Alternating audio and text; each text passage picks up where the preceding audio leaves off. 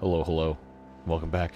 It's been a couple weeks since we were last with the Emberpelts in the live stream, at the very least. Hope everybody's having a good Saturday. Or very early Sunday, depending on where you are. But yeah, last time we just barely got started expanding farming over here. We've got a little bit more metal to clear out. And then, of course, there's plenty more stuff to be growing so we can get our food numbers up. And yes, finally, like 3 streams in a row saying, maybe we'll do bots. Well, we're going to do them. So, just have to get a couple more things ironed out and we'll be A-okay. So, yes. Looks like we are just about finished with this as well, which is fine because we're not going to be able to use it anyway until the next cycle comes in. But yeah. Need to plant a whole lot more corn, and then we may need... These aren't apples, those are bell peppers. We may need to plant even more apple trees, and I think probably the right thing to do would be to put those guys up here. Then remove this industrial pile, all that good stuff. So we'll see what happens. Yes, Apocalypse Mode is coming back at some point soon. Currently playing on Tuesday. We'll see. Why is this not set to, Oh! I guess the mod got an update. We have bad water, forced bad water extraction, or purified water. That's new. Okay. Okay, well, let's take a look at this. Aha! Okay. Alright, that makes sense. So we can put in additional extract to get even more bad water. So not only does it's half again as much bad water. It goes up to 60 from 40, but it takes 25% less time. Wow, that's a lot. That is a lot. I have not even looked at the update log for this mod in a while. But when I went to go boot up the game today, it said it was some 0.28 version, and I had 0.25 installed, I think. So that's cool. Let's see if we can find anything else of note. I don't think the food's going to change. There's not really any reason for it to. No, those look all the same as they were. Nothing new there. Nothing new there. Yeah, so that's pretty neat. Random surprise. YouTube is really, really bad about notifications. Just pretty much universally. So, don't feel bad. Alright, that's empty. Go ahead and get rid of that. And I'm not going to demolish these trees, but I am going to unplant everything up here. Wait, was there a tree planted in here? That's funny. It seemed like I had I told that to do planting, but maybe not. Anyway, we're going to let these get pulled up, and then we'll replace them with some apple trees. We may even, depending on how we want to go about things, we probably could just detonate this to be the same level as these guys, and then that should hopefully be irrigated a little bit better. We'll see. Well, there's nothing here anyway, so let's just give that a shot and see what we can do with that. Now would be a good time to insert ads. No, I'm never running mid-roll ads on a live stream because that's terrible. If videos don't appear on your homepage, then that's a different issue entirely. I don't know, I think it bases it off of what you most commonly watch, which, I don't know, aside from this past week, I've been posting every single day, so if you've been watching the videos, then, I don't know, YouTube's trying to do some weird thing. Not getting a hot dub. Appreciate it. Real Cloud Architect. Yeah, go watch Disturbed Simulation stuff if you haven't. Here's the thing about adding new games. Is that I don't want to do something brand new unless I'm sure it's going to go well. Because the larger this channel has gotten, the worse the comments have become in terms of people being critical about things. And I just really don't want to bother with that. I'm sure it's a good game. It probably would be a perfect fit, but I would have to dedicate a lot of time to actually figuring it out first.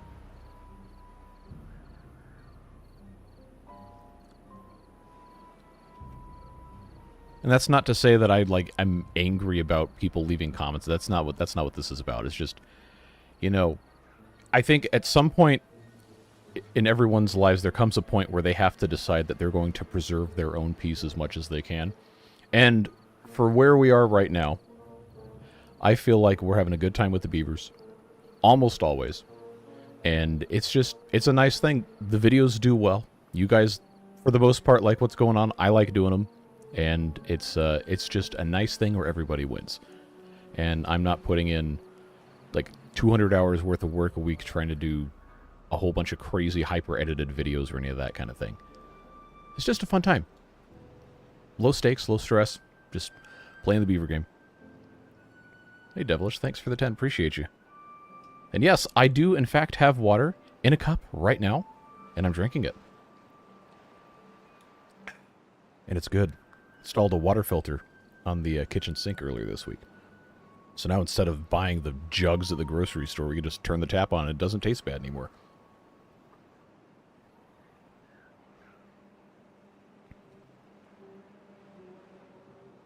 And I should also, like, very, what's the word I'm looking for? Prominently stress that the absolute vast majority of anything anyone says is either just neutral, like, hey, like the videos, thanks for posting, or helpful stuff. But every once in a while, I get one of those things, I look at it, I'm like, you know what? I don't like that. I don't like that, even if they're right. And a lot of the time they are. A lot of the time they are right, and they're telling me that I'm doing something bad, and it's because I am. But hey, look at that. We got a couple more places to grow apple trees. So we'll go ahead and get those guys planted. And yeah, like I always say in the videos, if you got something to say about it, say it. Like, I'm not going to get mad at you for saying, hey, this really sucks. Because I need to know, if you don't like what's going on, I need to know that you don't like it. So I can try to fix it. Or I can take a step back and say, you know what? You're right. This is bad. This is not as good as it could be, and I need to figure out some way of making it better. That's always fine.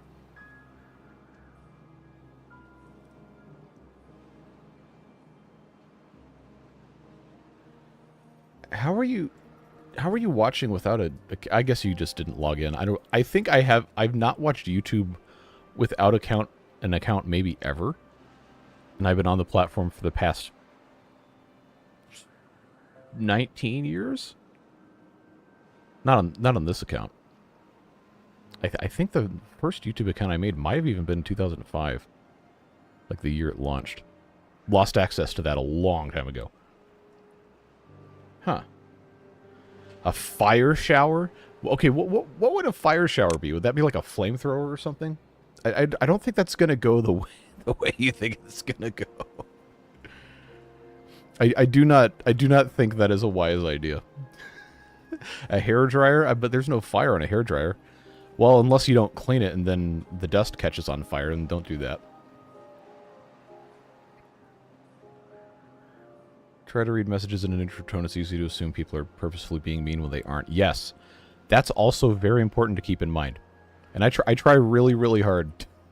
I try really, really hard. But like you know, if you're already having a bad day, or you're thinking about a whole bunch of stuff that's going on, or you're stressed out about whatever, then it's that much easier for you to just say, you know what?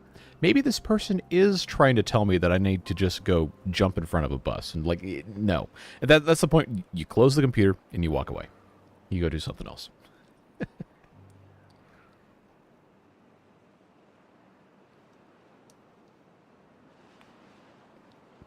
So, anyway, like I was saying, we got to plant a whole lot more food. Because we got 200-something beavers, and I think this farm might actually be smaller than the one we've got in the video series for 100 beavers. So we'll see. We'll see what happens. We do have the mine that's ready to go. We're not currently using it because we have all of this right here. But oh, if you go to the mall here, you're going to be by yourself because they're all dead. I don't know. I heard Canada still has malls that are thriving, like other parts of the world. But the United States, most of the malls are pretty much completely gone. Devilish. Okay, let's get some more stuff planted here based on what we need to actually acquire. Obviously, we've established apples are a need. We do not need to plant more beets. We do not need to plant more bell peppers. You know, we might actually need to plant some more canola seeds. But it seems like radishes and tomatoes probably would be helpful things to have additional bits of. And you know what? I think I'm gonna put a a farmhouse here as well. We'll just have it laying off the side here. I'm trying to think, is there going to be a smart way to do this off of this one piece of land? Because I think it's fun to take advantage of all the fun new stuff. So if I did this, obviously I think I could go higher. So I do that. Ah, no, what I need to do to make the most convoluted, just completely stupid nonsense imaginable. That goes there, and then I guess that just goes like that. Why not? Let's make something dumb. For no reason. For no reason at all.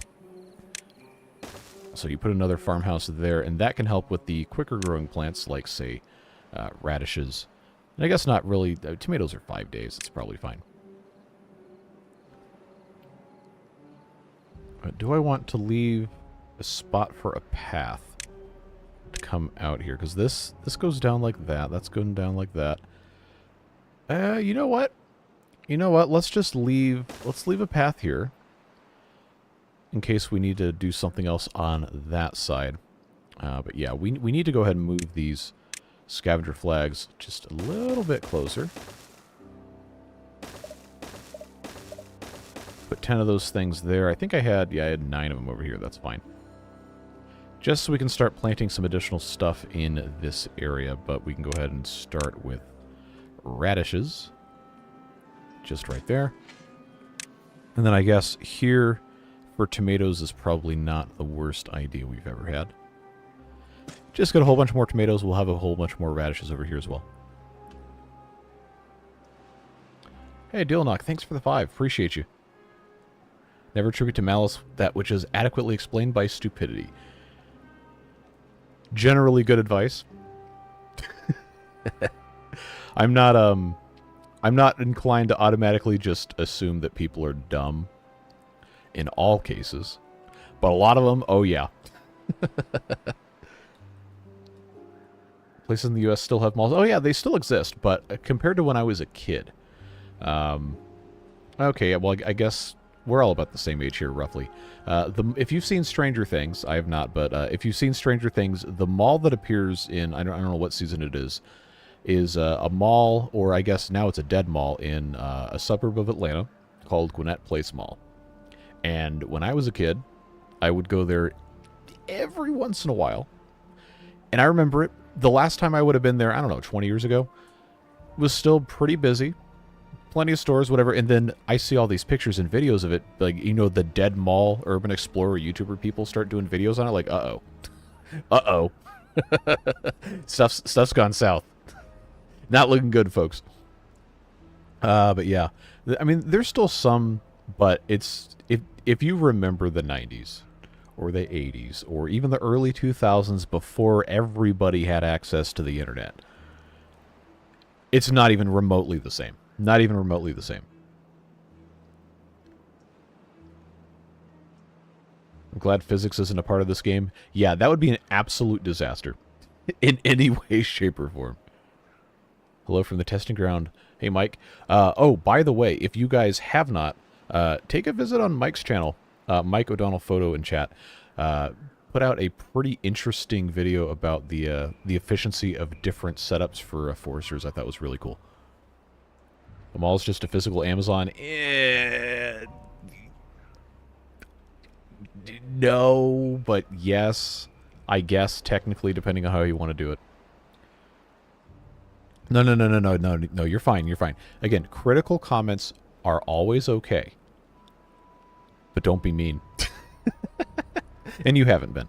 And like 99.999% of people who have left those have not been mean. It's made me consider that, oh, well, maybe I'm actually not doing something correctly. And then that makes me feel like bad because then I'm wasting people's time. Barely remember 2024, yeah. A lot of stuff in 2024 that did not involve YouTube, notably. YouTube was very, very good to me in 2024, but a lot of stuff in 2024 I do not want to remember. But yeah, it's we got so many different topics we're talking about already. I love this. The thing with malls is that if you don't have to do physical shopping for things anymore, you just buy everything online, no matter who you're buying it from, then there's no reason for them to exist. They're terrible land use, objectively, because, oh, well, you got a lot of stores in one place and there's a food court. Oh, that's great. That's really good. But what surrounds malls all the time? It's seas of parking lots. It's just enormous, huge, gargantuan parking lots. In the United States, maybe in other countries it's different, but every mall I have ever been to in the United States is like, you have the mall building, and then it's a couple 100,000 square feet, maybe 1 million if it's a huge mall. And around it, you have, I don't know, 30 or 40 times that amount of space taken up with just a sea of asphalt for parking lots. That's not an incentive for people to come there, because you can't walk there. Unless it's a really busy mall, there's no public transit or bus or shuttle or anything that's going to even remotely come close to that. Like, people don't want to walk that far. And if you have to park there, then okay, yeah, cool, you got a huge empty parking lot, but huge empty parking lots are not really great places to be at night. So people don't want to go there. And parking garages are expensive. What was it like? An underground parking garage theoretically costs, it's either like $10,000 or $100,000 a space to build. I can't remember what the magnitude there was. So there's no incentive to do it, and you can just, pave a whole like 50 acres worth of asphalt. 90s was 10 years ago, right? Yeah, definitely. Let's keep believing that.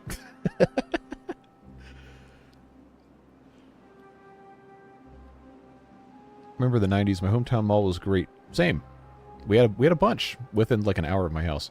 It's not totally dead, but it's depressing. I really miss the arcade that held elementary school birthday parties at. Yes. That's the other thing. Oh, man, we're going to get going on this again. Third spaces. Third spaces. For those of you not familiar with the concept, I guess we can zoom in and watch the beavers do some work here while we're talking about things. But third spaces, as a concept, it's like a place that is not your work and is not your home. So it's a social gathering place, or usually referred to as like a place for kids to go and learn how to be members of society without having the direct supervision of their parents, is what comes up a lot of the time. And when the malls die, then there's really nowhere you can go and just exist without having to pay for something. Of course, a mall is a place where you go buy stuff and there's a food court and you can spend money there. Well, there's plenty of people back in the day, quote unquote, like I'm in my 30s, I can't really use that term, I guess, but people just go to the mall and walk around the mall. And you get to see stuff. You do some window shopping, and then, I don't know, maybe you go get a slice of pizza at the Sbarro or whatever, and then you leave. That's a third place. You can go to some place and just enjoy existing without having to have already purchased something or some other sort of implication with that. And if those places go away, then hey, people aren't going to leave their house. And then there you go. You lose that kind of really fun part of society that I think kids these days aren't able to really enjoy. And of course, the internet, I guess, is kind of like the eternal global third space, but it's not the same. It really isn't the same.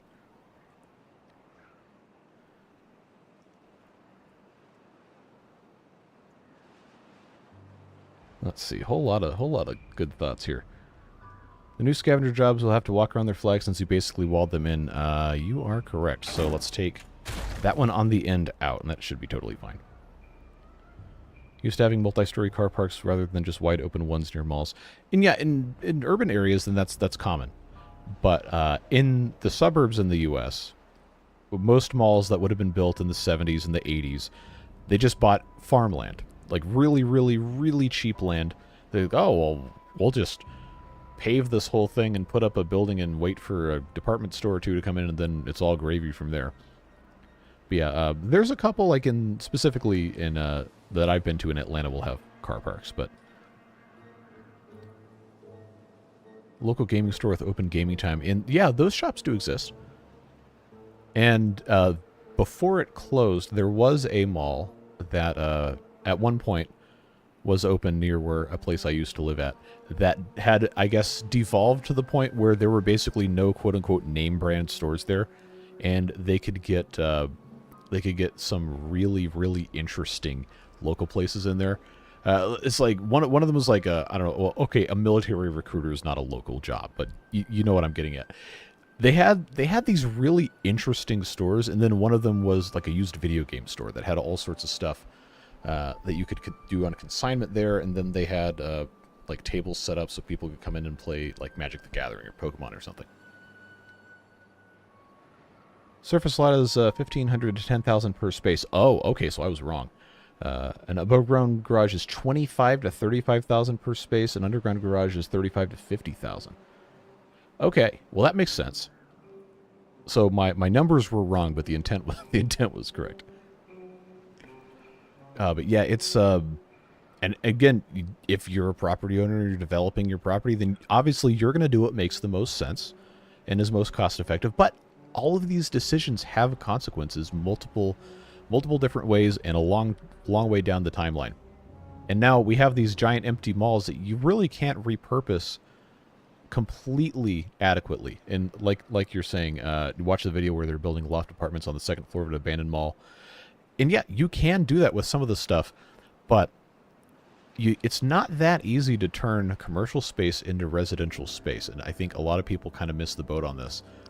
Is commercial space is built as cheaply as possible to allow people to have offices or retail. And there's not the same level of demand on building infrastructure, especially plumbing, electrical, and then stuff like gas.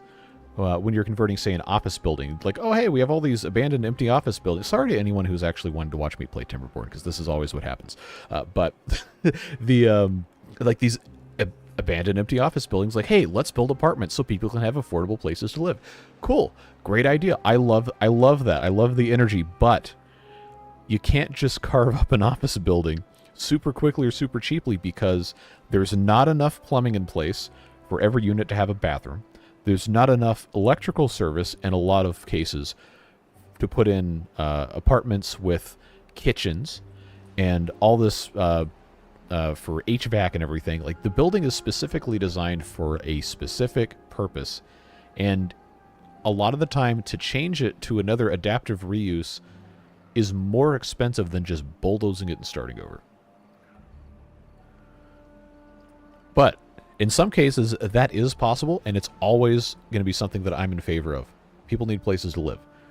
And if you can have an opportunity to improve a community eyesore in the process, then hey, 3 thumbs up. A lot of the hangout spaces for people basically died around me the same time as malls. Yep, exactly what we're talking about. I do not think Pantry has been updated for Emberpelts, no. Yep, exactly. Paved paradise and put up a parking lot. You understand. There's a zoning designation called mixed use, which is exactly what we're talking about. City planning, civil engineering nerds are constantly trying to get politicians to allow those. Yes. And for various reasons, those typically do not pan out in a lot of communities. I guess we don't particularly... Oh, hey. I forgot these guys were still here, but that's fine. We need to get this metal out of the way. But yeah, it's kind of hard for me to make like a blanket judgment on a lot of this kind of stuff, because one, I don't have a degree in urban planning. I just have obsessively followed a lot of it forever. And two, blanket solutions rarely work out across the board. Like, different communities have different needs, and that's just the way it is. You got to be able to adapt things so that it works for whoever it is actually affecting. But generally speaking, like mixed use, back in the day, quote unquote, like your classic American downtown, the stereotype like you would have always seen in like those shows from the 50s, 60s, 70s, whatever. A lot of that is illegal to build now because of zoning laws that have been changed or for whatever reason. Because it used to be, like, you think about your different enclaves of major cities where you have on the bottom floor, you have like a deli or a butcher shop or a little a corner store or something. And then above it you have apartments. A lot of places you can't build that anymore. And that's the kind of thing that really benefits local communities in terms of having walkable places to buy groceries, so you don't have to go once every 2 weeks and fill up your whole car with stuff. It's like, oh, hey, what do we want to make for dinner? Okay, let's just go downstairs and buy it, and then you're good to go. Yeah, there's so many... This is really something that is more in line with, I guess, a City Skyline stream, which at some point when I build my new computer, we should probably get back into doing. But since we're already here and we're having a good time with it, I think, yeah, this was fully automated. I forgot that I'd done that. But yeah, there's so many moving parts to the whole process of zoning and construction and planning and development and stuff that you can't really point your finger at any specific thing and say this is what caused all of the problems, because it all kind of works together to create this endless red tape quagmire of just impossible to start progress on anything, if that makes any sense.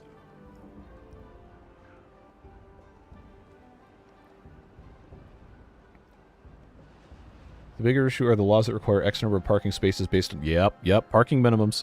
Parking minimums. That's how you end up with parking lots of several acres that only get full 2 days a year. Yeah, and a lot of cities are starting to get rid of those. And before you say, Royal you, not you specifically, but before you say, oh, well, I'm not going to have anywhere to park. Well, the idea is that you don't have to park places all the time. If you create communities where you have the option of just walking or biking or local transit to get places, then you don't have to drive your car everywhere. And then not every single place has to have somewhere for you to leave a car. Like, parking is incredibly bad land use. Even if it's full all the time. Like, what's the size of a parking space? Like, 10 foot by 20 something? Like, that's the size of a bedroom. That's the size of a big bedroom. And a car sits there, not being used. Yeah, rezoning, forget it. It's very, very hard. Very hard to get any of that done. Yeah, and there's trade-offs for everything, right? There's a lot of value and a lot of appeal to a quiet rural lifestyle. But you have the trade-off of being far away from things, which, if you're the kind of person that enjoys quiet, enjoys peace, enjoys just having a whole bunch of land where you don't have to be close to people, then hey, that's great. That works out splendidly well if that's how you want to do things. If you're the kind of person that wants to live in a city and you want to not have to worry about yard work or whatever, and you just want to have easy access to stuff, and that's great too. The thing is, you have to figure out how to make it possible for everybody to have what they want without it being completely ridiculously expensive. Which, good luck with that.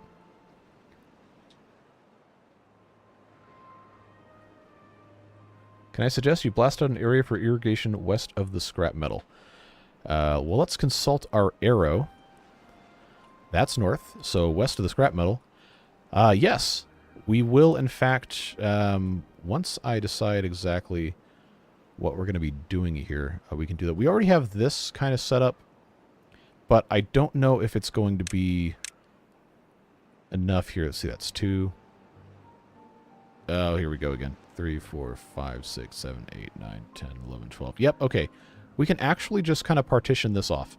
We don't have terraforming yet, but if we partition just like that, then we can just make this our fluid dump, and it should be okay. Now I'm behind on chat. Alright, let's see. I blame RCE, isn't that... Well, okay, well, first of all, RCE lives in the UK, I think, I'm pretty sure. So he cannot be blamed for American problems. I think he actually has, like, a background in drainage engineering, I'm pretty sure.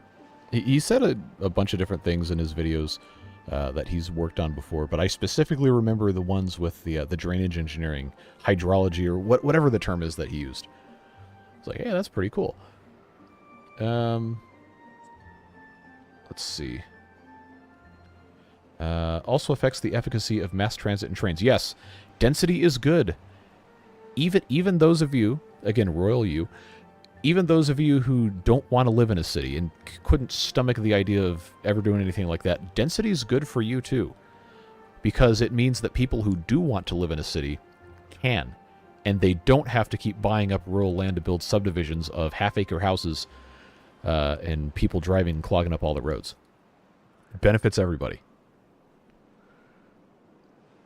Going to be starting a new game. City Skylines 2 is slowly looking good enough. Yeah, I've been following it. I haven't gotten back into it because when I originally set out to start doing city stuff, I wanted to do kind of narrative videos. Not to the degree that City Planner Plays does, because he's got his own thing, and I like what he's doing with that. I don't need to kind of steal his whatever or try to copy it or whatever.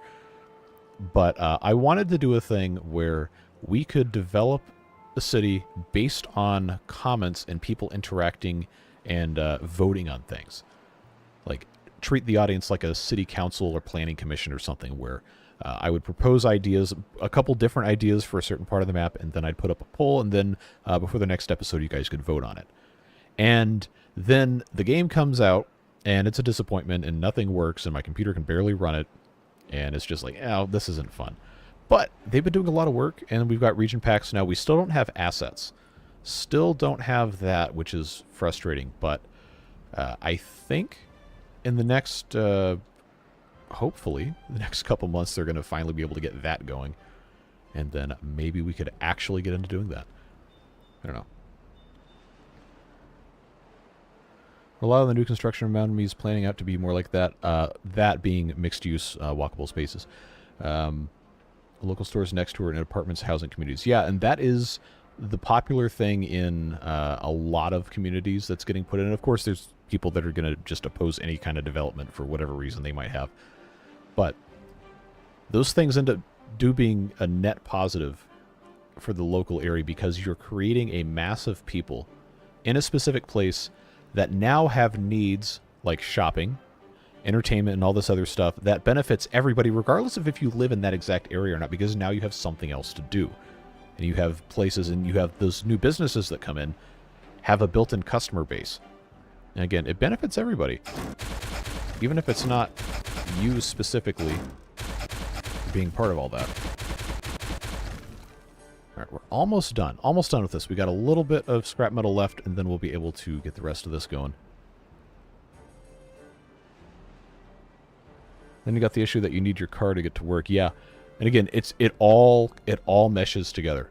It all meshes together. If you have walkable spaces, then at least some of those people who live there will be able to work in that same general area, and then they don't have to drive somewhere. Or they don't have to drive every day to go to work. They still have to drive to go other places. But as areas densify, then, oh, hey, there's a need for transit, or there's a need to improve transit, and then that takes more cars off the road. So then the people that do need to drive have a better experience doing that. The roads get less wear and tear, and the tax dollars can be allocated more effectively to benefit what needs to be taken care of the most. And again, everybody wins. Everybody wins.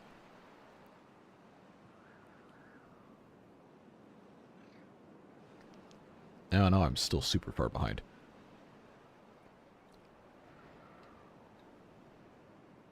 Do you live rural or in a city? I think technically where I am is zoned as some variant of rural residential. But no, I'm on septic, so that ought to give you an idea. I'm nowhere close to an actual city.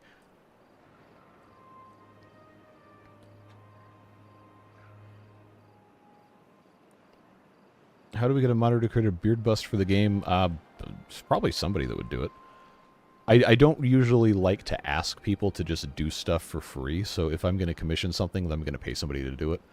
But I haven't really wanted to embark on a vanity mission like that personally.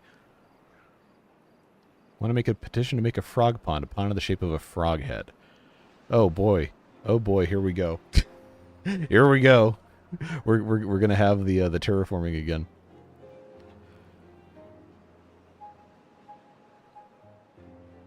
One major reason to live in a city is you don't usually have to deal with an HOA.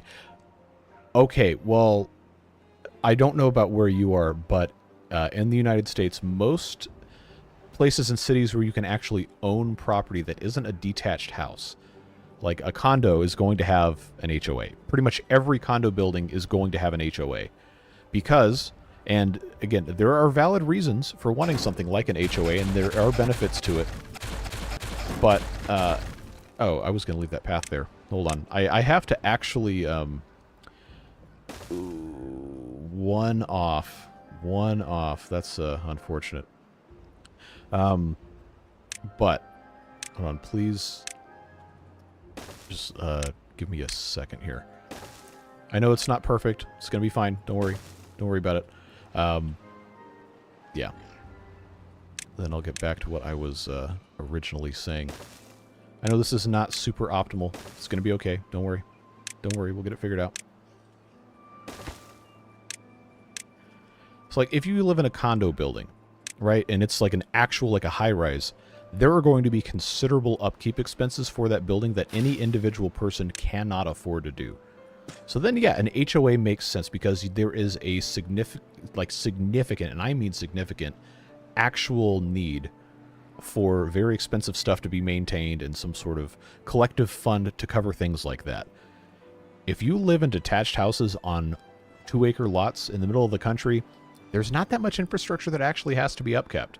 So if you're in an HOA for something like that, then that's pretty much just like a micro-government of people who want to tell you what color you can paint your house and that you can't work on your car in your driveway. Like, if that's something you like, good for you.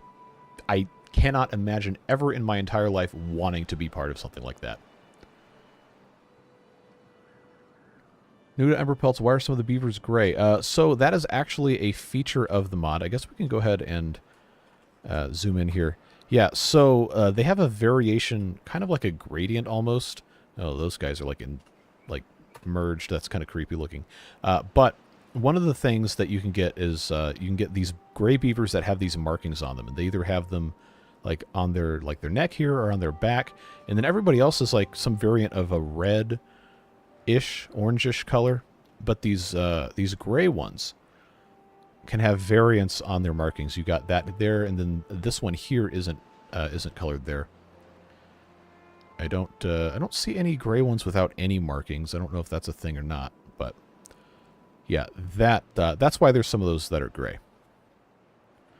So let's get to work here.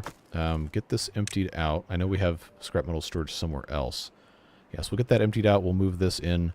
But we do need to plant some more radishes, and then I will finish my point from earlier when we have this actually set up ready to go. But yes.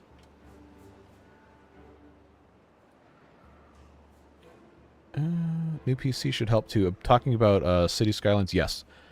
So, for those of you... Oh, I'm still way behind on chat. Those of you who I have not replied on comments to about this, I have purchased most of the parts for new computer.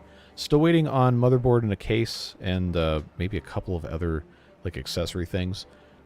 But I got a 9800 X3D, which is currently the best AMD chip for gaming. It's possible that the 9900 and the 9950 X3Ds, when those come out, might be just about as good, while also having the incredible performance gains for stuff like video rendering. But 9800 X3D is like pretty much what everybody's buying for quote-unquote high-end gaming computers that don't want to go Intel. So I got that, got 64 gigs of RAM, which is what I currently have in this one, but this is 6,000 speed. The new one will be 6,000 speed, which, according to the multiplier on the new chips or whatever, is supposedly the sweet spot, like 3600 was for Zen 4 chips. Let's see. Trying not to stay too far behind on chat. We're like 8 minutes behind still. As much as I appreciate beavers in all meetings, I would like for other games to be successful. Yes. Yes. I want to play other stuff too. Like, I love the beaver game. I cannot imagine any scenario in which I will ever stop loving the beaver game. But it does get to be a whole lot of the same thing after a while, so we will be trying other things. And I really, really want Cities Skylines 2 to work, because there's just so much cool stuff I can think of to do with that, different conversations we can have as a part of that. Is this empty yet? Yes. Oh, no, actually. There's one left, and then that'll go away. I wish the delete button wasn't immediately next to the send button. That's just begging for issues. You talking about for messages? Or are you talking about in-game? Because I don't think those are close. Yesterday's episode, you built 2 long rows of sluices creating corners. I predicted both will end up being closed for a time due to water not flowing through closed sluices, thereby delaying open. Maybe. We'll see.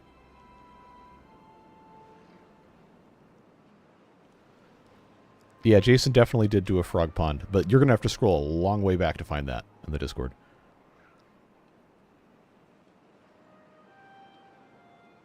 You see the new mod that selects all trees on a map upon loading for cutting? No, I did not, but that sounds amazing. Okay. Tested it out a couple times to debunk the myth that the cutting slows down the game. Really? Okay. Is that a video you have on your channel? If so, I'll go watch it later. That sounds very, very, very useful.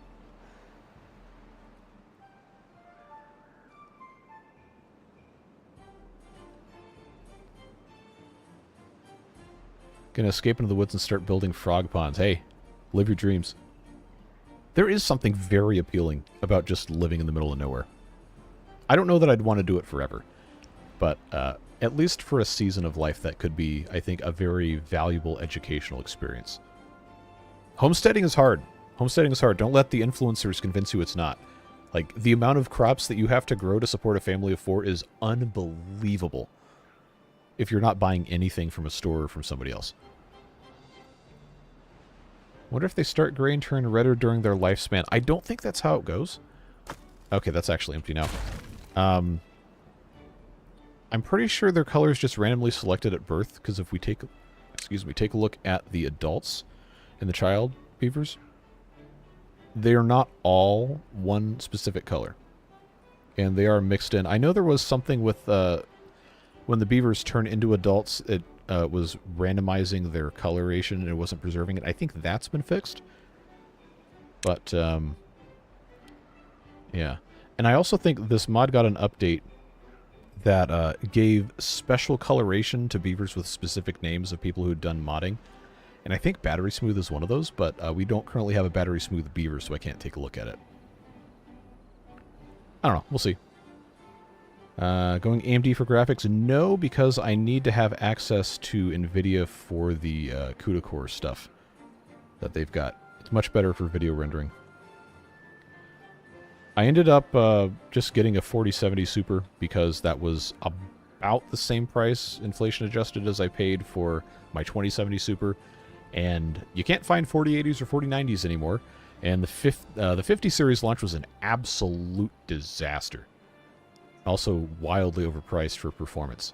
I did go to the Micro Center, one of the local Micro Centers here, to try and see if I could get one. Because, well, one, it's a tax write-off, so it doesn't really matter how much I pay for it. And two, it's kind of fun to just, you know, participate in that kind of thing. Because I remember going to the midnight launches for video games back when GameStop was still, like, a decent place to go.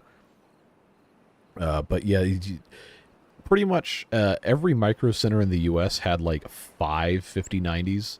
If they had any at all, 4 or 5 5090s, and then around 70 or 80 5080s. Except the one in California had, like, 70 5090s and 200 5080s. It is like, it's basically a paper launch. Like, they're not letting people buy these. They reserve them for all the AI stuff. Like, stop it. Do something else. Don't do that. So, long story short, I do not have a 5080. I do not have a 5090. I really didn't want to spend $2,500 on a third-party 5090 anyway, because that's, I play the Beaver game. You don't need it for that. It's completely unnecessary.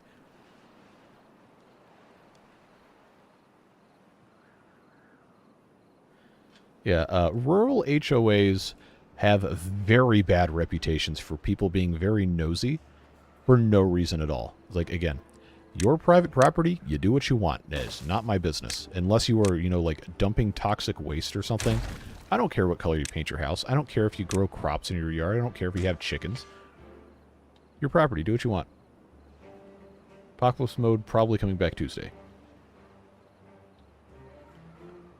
Ever try Manor Lords? We did a series of videos on it. We did a series of streams on it last year. I have not picked it up since. But I did enjoy what I played of it. Ah, yes. Ah, yes, Prometheus. The problem with HOAs is the type of person who would be willing to take the time to participate in the boring aspects is also the type to be willing to abuse a petty amount of power. Yes. Not always. Not always. There are some that are actually looking out for the best interest of people, but a whole lot of the time it's just busybodies. Like, people have nothing better to do but to, like, try to fine you for having your grass like 1/8 of an inch too long. Stop it. Get some help. You don't need to do that.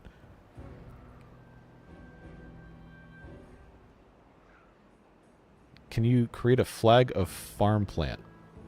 Like, what, you want like a pattern? Because we kind of have like an alternating pattern here with that stuff, if that's what you're talking about.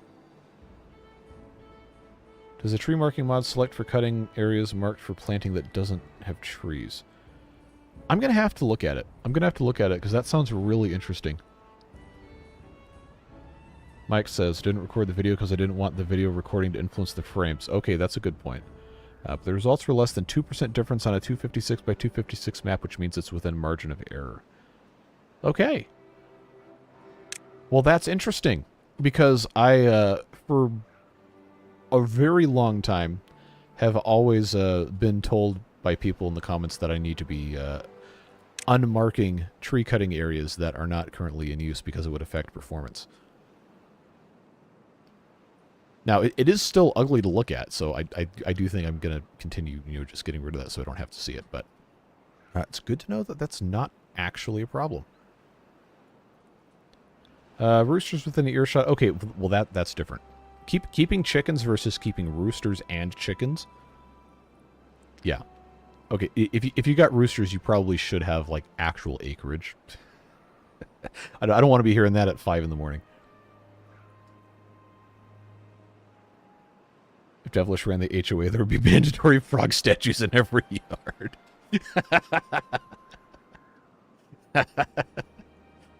Honestly, that sounds kind of fun. Like, aside from the whole, like, you know, telling me how I have to spend my money thing, which I don't really like, but I think that would be a fun thing. You know, every house has a frog statue. Okay, so there's this landscaping supply place near where I live that has these Bigfoot statues. I don't know who's buying them or why they've got like 50 of these things just out in front of the store, but they do. And every time I drive past it, I think, how funny would it be if everybody in the neighborhood just bought one of those giant 6-foot-tall Bigfoot statues and put it out in front of their house?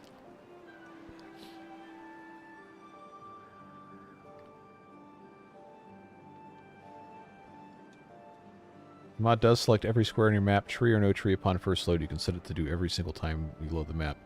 I only do it for first load so I can deselect maples and pines and okay. That's really helpful.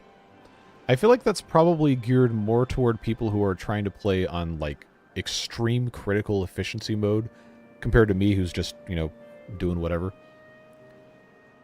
But that seems like it would be very useful. All right, let's get these beavers something to do. I've got 10 who are unemployed. Oh, I never selected the recipe. We were looking at that and then I got distracted. We'll just do regular bad water. Let's go ahead and get 10 beavers in here because we can. I live in Bigfoot country. You see tons of carved Bigfoot statues for sale, but I've never actually seen one in a yard. Yeah, you know, I haven't really... I've seen maybe like 1 or 2, but this place has so many out front for sale. It's like, did they make a mistake when they were ordering stuff? And they just said, you know what? Forget it. We're just going to keep these until we sell them, because it's been years. They're still sitting there. They got ones that are like 1 foot tall, they're 2 foot tall, 4 foot tall, and they got the giant ones. It's like, I don't know. I like whimsical things like that.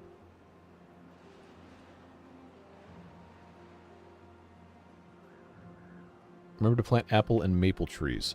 Maple-wise, I think we're actually fine. We have 2200 syrup, And this is basically the only thing that's happening here. I think we're okay on that. But apple trees, yes. We absolutely need... Absolutely. Geez, that was terrible. We have to be able to do that. So that is why we're getting rid of these oaks. And then I am just going to blast this all the way down. Once we're in a position to do that. And I've been on single time speed this whole time, and we've been live for 50 minutes, so we can put this on triple. Dragon statue sounds cool. See, I like when people, you know, like, personalize where they live. It's like, show me something cool about yourself, or like what you do. As long as it's not, like, offensive, stupid nonsense. But I like to see houses, like, especially, okay, in the U.S., historical home is, like, from the 40s, 50s, or earlier. Okay, I know you Europeans, your houses are 500 years old, and they have, like, titles for land and stuff, but no. But I like seeing those older houses that have interesting paint colors, have a lot of character to it. Like, you don't need to paint everything gray. Come on, that's depressing. I only personalize my body, also allowed. Yeah, they got castles. We got castles here, too, except they're made out of shipping containers and cinder blocks. Spite houses are the best houses. I mean, again, I think it depends on exactly how people are being spiteful. Because there's definitely some stuff that I probably would not want to see if it's like being hateful or whatever. But people are like, oh, someone was complaining about, oh, they painted their house purple. Like, cool, good for them. Purple's a cool color. It doesn't affect you. It's okay. I'm guessing there was a disgruntled employee that was in charge of purchasing, talking about the Bigfoot statues. Ordered them with final sale and then promptly quit the job. You know, I might have to actually just go in there and ask them, like, hey, what's the deal with the Bigfoot statues? Because, hey, maybe they make them. Who knows? I don't know. I've never been in that place. I just drive past it all the time. Remember to build a ham radio tower in your backyard if your HOA tries to deny you a trampoline. Also, bat roosts, because bats are federally protected. So once they have like a nesting location, they can't be moved. In some areas. Some areas it varies a little bit differently, but just know what you're allowed to do. Know what you're allowed to do and make choices accordingly. We'll just say that.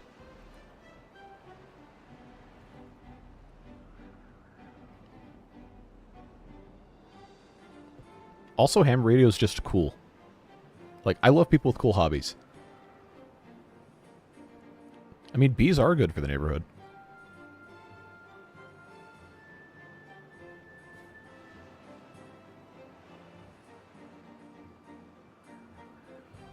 All right, let's plant a little bit more in the way of corn here because we're still kind of running out. So I'll take this out to here and this out to here. So this farmhouse can take care of all of this and some of the corn, and then we have space over here to plant additional things as well. But we still don't have enough tomatoes. Still don't have enough tomatoes. Even though we do have some raw here, we probably should have some more because we need to be making the juice. So I'm going to plant additional tomatoes. This reaches where? Yeah, okay. We'll just go here, actually. I think we'll leave it there, and then I'll make this radishes. I'm going to put another farmhouse up here. If I can figure out exactly where I want it to go. Honestly, probably makes sense to put this here. Doesn't really matter. We have enough extra beavers, in theory, that we can just make whatever work. At this point, we're kind of just, you know, playing around anyway. None of this really matters that much. But canola is a thing that we need to be planting some more of as well. So I will do just a little bit right here. Just a little bit. We'll make that work. I don't think any of the pollution can reach any further than this, which is fine. Just leave them be to do that. Okay, they're not cutting these trees down quite as quickly as I thought they would. But they can actually reach all these, right? Okay. What was the price of the non-existent 5080s and 5090s? So, At Micro Center, they said they weren't going to have any Founders Edition cards. But a lot of people around the United States reported getting Founders Edition 5090s. I don't know about 5080s, but most of the third-party 5080s that Micro Center had were between $1149 and $1,400, depending on options. There was one that was water-cooled, which is like, I'm not paying extra for that. The 5090s, most of them were between, I think, $2,200 and $2,500, maybe a little bit more.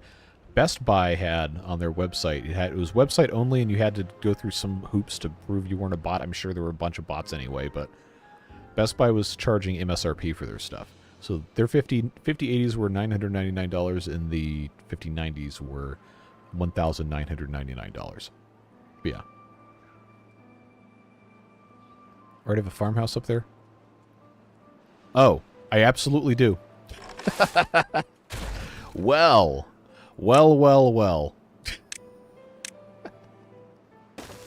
That's embarrassing. So that's, what were these? Tomatoes? Yeah. That can become 6 more tomatoes then. That's fine.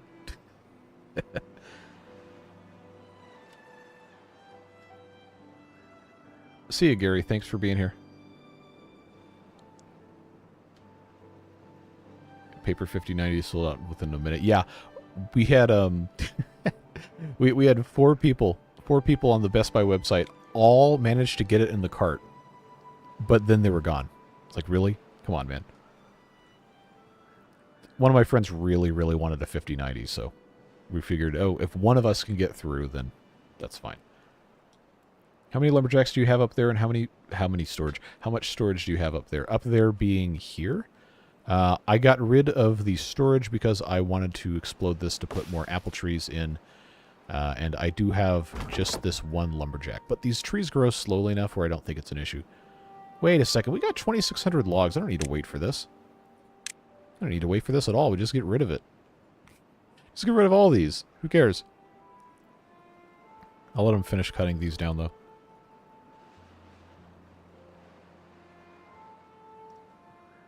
Yeah, you can't win against bots. And it's just so frustrating. Because, like, you take a look at just Micro Center, for example, which I guess at this point is basically the only dedicated electronics store nationwide that actually gets inventory of this stuff. Everything that they had in stock combined, I want to say, could have been less than 1,000 cards. Maybe. Or right around that much. For the entire United States. Now, obviously not everybody's going to have the desire to purchase these things. But there's 2 Micro Centers in my state. Both of them, before the store closed the previous night, had more people in line than they had stock of cards available. So obviously there is demand. That's why Japan got a lottery system. Yeah, they got a lottery system for concert tickets, for all sorts of different stuff. And yeah, I'm sure it's really frustrating when you don't get access to something you're wanting to get into, but to some degree I do think that is a little bit more fair.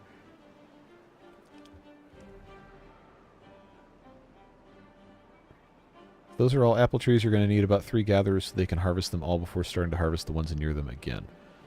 Yeah, we're going to have to put in a couple more gatherers, I think.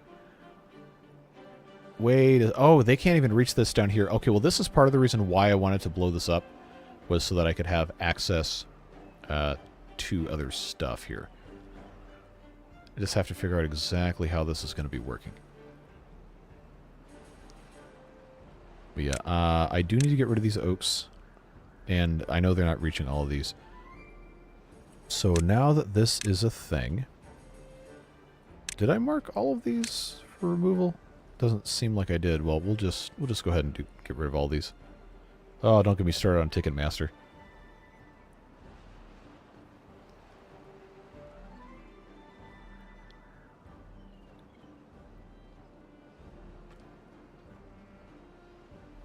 No, you don't need to apologize.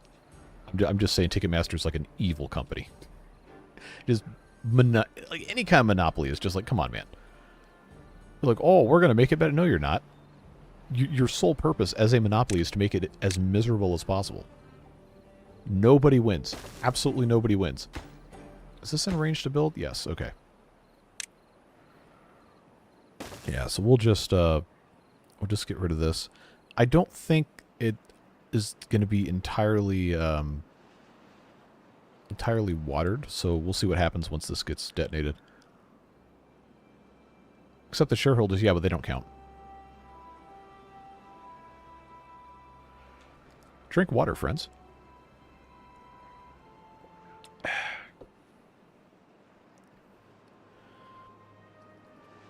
Now, if you'll pay attention to the food storage here, we did start the stream with about, what, 3,400, 3,500? Now we're up to 5K, which is great. But we want this for 200 beavers. It's normal mode, like nothing bad's going to happen. But I would like to see this closer to 10,000. Can now drop the woodcutter where there's new apple trees are going. Yep, you are correct. That's going to go away in addition to the grindstone. And then I'm going to blast this down as well here. I know it's not going to be watered, but you know, it's same level. It's going to be much easier.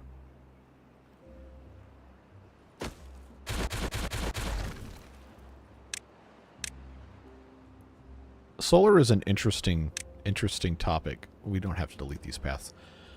Because in terms of like a cost benefit, if you're over the age of like 40, you're not going to be alive long enough to recoup the cost unless you live in a really, really sunny place that also has really expensive electricity, and then it's going to be faster. But I think there's a way to check. There's some website, I can't remember what it is. You can put your address in and it'll tell you like the percentage of sunlight on average that your area gets and whether or not it would be beneficial for you to put solar on your house.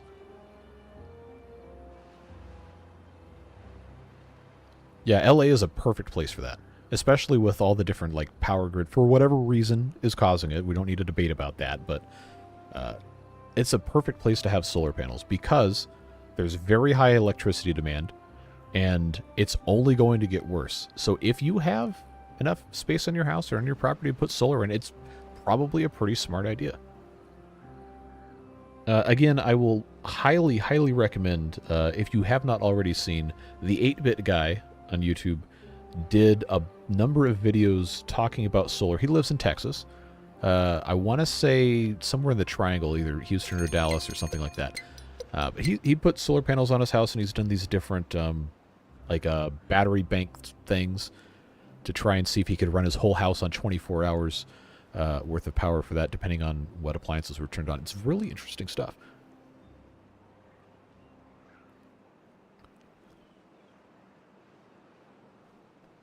Yeah, see, geography of a place like the UK, and I've never been there, but everything I've ever heard about the UK is that it rains all the time. And it's cloudy, and the weather is dreary a lot of the time. That's not a good environment for solar power. I personally don't see it. Maybe I'm wrong. I don't know. But it just seems like solar power is like a perfect thing to put in really hot climates that almost never get rain. Because you're going to get so much use out of it. Yeah, the Texas power grid, there's a lot of reasons why that's terrible. But definitely, again, energy independence, I think, is an objectively good thing. Be prepared. Think about things that you can do to make sure that you're going to be good to go.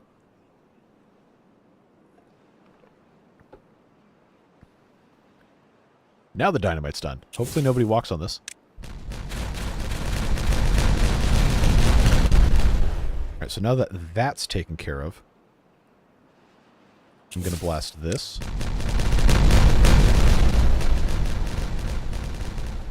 Okay, so it's about the same in terms of what's irrigated, but we can go ahead and make a provision for a path to get in here. I kind of want to go ahead and just say that this tree is going to go away. And then in its place here, I'm going to have a ladder here, and then I'm going to have a ladder here. This is not currently reachable, so we will have to game the system a little bit once this is all taken care of. But I'm going to make this accessible from here because, you know, we have this staircase going down this way. And then we can get access to all of the trees here. So the fun thing about this is these guys all have to actually go through here. So we're going to have to blow this up at night. We'll see. Yeah, wind, I think a lot of people have really bad misconceptions about. Especially like offshore wind. It just makes sense. Like, there's so much wind. Build it. It's not close enough to anybody for them to have any leg to stand on about, oh, it's killing all the birds. Like, no, stop it. You don't have to look at the big ugly wind turbines. They're out there making power. Only Ireland's worse? I had no idea Ireland would have been worse. I would have thought it would be somebody up in the Arctic Circle in terms of sunlight, because if you go far enough north, the sun just doesn't rise in the winter. I guess to the same degree in the south, but like the southern hemisphere, but there's comparatively very, very few people living down there. Except scientists in Antarctica.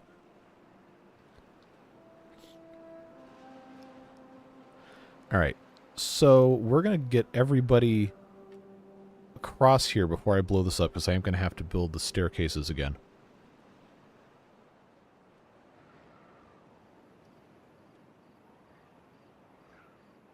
Solar panel efficiency goes down and the panels get hot. Yeah, that would make sense.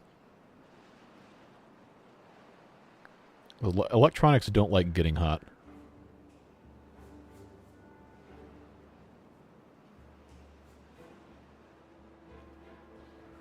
Break the path first. Yeah, I probably should have done that. Why are they all... Oh, they're all going through here because I broke the path. Wait a second. How do I have 217 homeless beavers? Oh my god, that...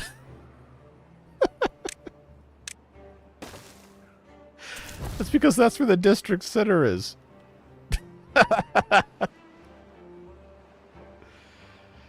Well, that was a bad choice.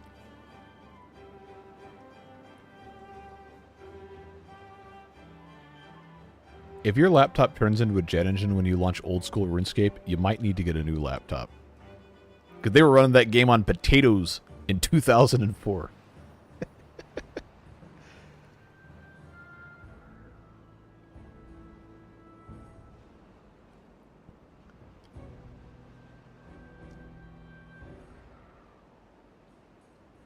Why? Dude, wake up. It's like 2 o'clock. Come on.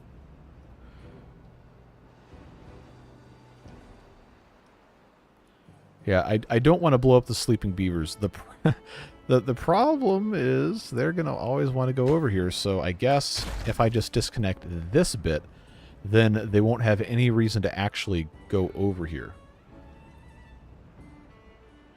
Come on. Come on. All right, now.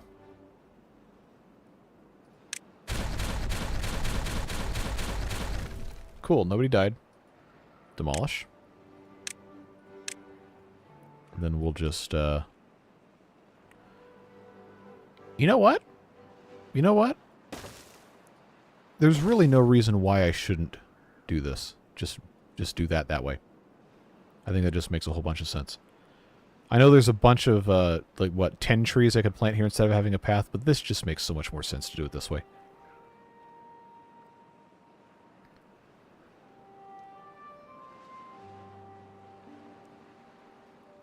If I were a super wealthy trust fund kid, I'd pursue an endless winter where I'm never too hot because my Arctic Circle ancestry can't handle summer. See, that's such an appealing idea. Because I don't have Arctic Circle ancestry. I guess I'm technically mostly Eastern European. But I hate summer so much. I'm just dreading it. Because it's not only is it hot, it's humid. And the air conditioning just cannot keep up. You have a question? Very important. Okay. What's your question? 209 beavers are stranded. Oh, because I disconnected the district center. You know what? This is like the second time I've done this. Oh, come on. All right, we're just gonna have to. We're just gonna have to temporarily have that be what it is. Okay, you touched on like 3 different conspiracy theories with that one. The sun isn't real. How do the birds recharge the drone battery? That is not a question I have the security clearance to answer. All right, let's get this all fixed. Yeah, I don't think I would want to live in a place that has actual like severe winter for 3 straight months. I don't think I could handle that. But the amount of winter that we get here. Wait, why? Oh, okay, because it's district crossing there. The amount of winter that I get, especially this year, we had 2 weekends with actual snow.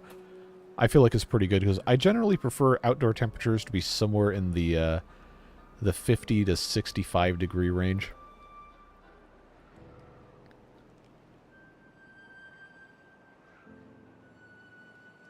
My body was a drone operator and he wouldn't tell me either. That is a very concerning way to word that sentence.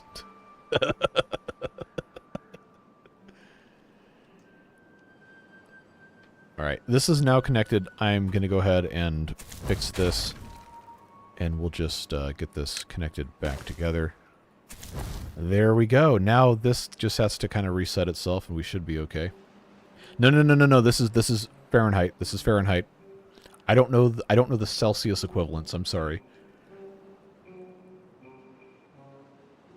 As a photographer, I prefer it colder so the subjects are less sweaty when doing photos outside. Yeah. That's real.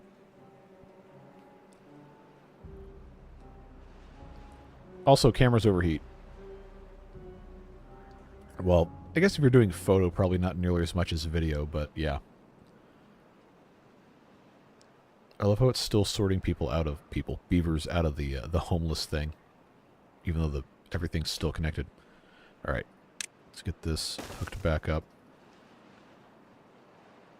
60-something days of night. Yeah, that sounds like kind of a miserable experience. I'm not gonna lie.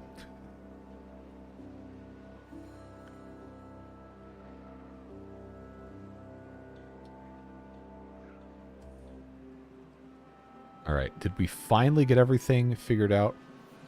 Why does it still say I have 4 homeless beavers? That shouldn't be possible. We haven't changed the amount of housing. Unless that's just a thing because everything was disconnected. It was counting housing differently? I don't know. Well, at the very least, I've got more apple trees to plant. We already know that was a thing. These are already marked for not cutting. These will become unwatered when it gets to be a bad tide or a drought eventually, but we are going to want to have access to those guys. Gather flags. Another part of the reason why I wanted to do this up here was so that I could put in a gather flag right like this, because this guy is going to be able to reach a whole bunch of stuff over here. Maybe he had births during the district center nonsense. That would make sense. Yes, we did delete the new district center.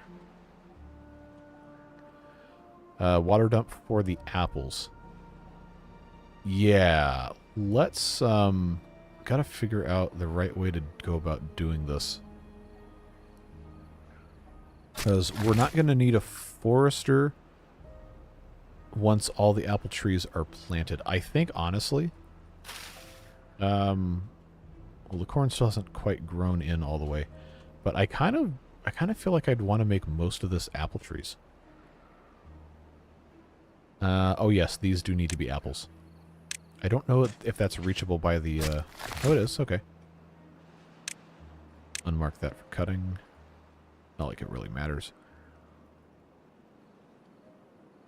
120 degrees in a porta potty is a rough time. Yeah, I bet it is. Why not dynamite the little path you have left next to the district center? Yes, let's do that. Let's do that. You now have 4 beavers that are living in the old district center. No, no, we deleted it.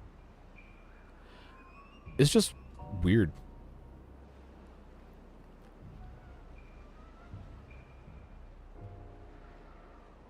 Lumberjack couldn't reach before. Yeah, but then we, I guess, put the path in, which doesn't make sense.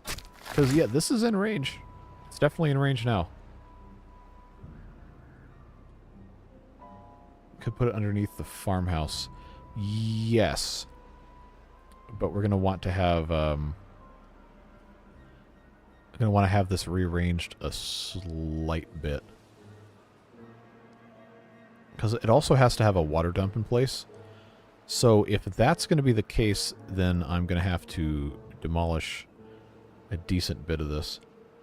216 is a round number for housing. You have 219 beavers and 3 homeless. Yeah, I mean, we definitely do have more beavers than beds. I just don't know how that happened because these guys reproduce by having empty beds. Move the farmhouse to line up with it. Yeah, we're gonna do that. But I want to include the actual what do you call it? Yeah, that's definitely the real term. I'll just put the water dump here. Not gonna be that big of a deal. Reasons that are too complicated to explain in a YouTube message actually do really well in an endless night. Well, now I'm curious. Like, obviously, there are many things, like, I could find appealing about that, but I feel like after a certain point in time, it's just going to be miserable. Because you're not going to see the sun, you're not going to get your vitamin D or whatever.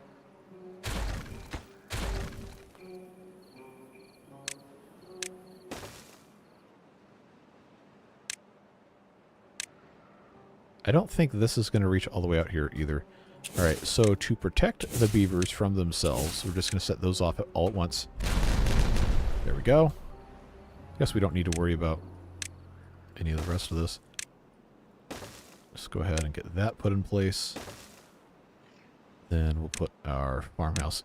We probably don't need it. Probably don't need it over here.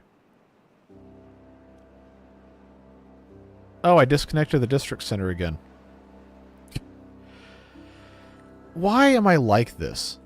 Genuinely. Genuinely. Oh, I can't do that until I get rid of this path. I guess in my brain, I still think the district center is here. Which is, not the case. Oh, no, that's not going to get any better until I get rid of... Okay. Oh, man, come on. Are we gonna make our way over here? No? What a mess. Come on, man. Alright. Alright.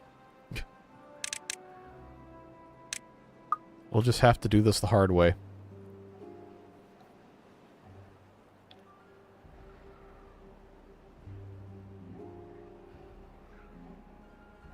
Severe blue light sensitivity caused by Cymbalta withdrawals. Well, that would do it. Well, how do you handle computers then? Or do you have blue light filters or like blue light glasses or something?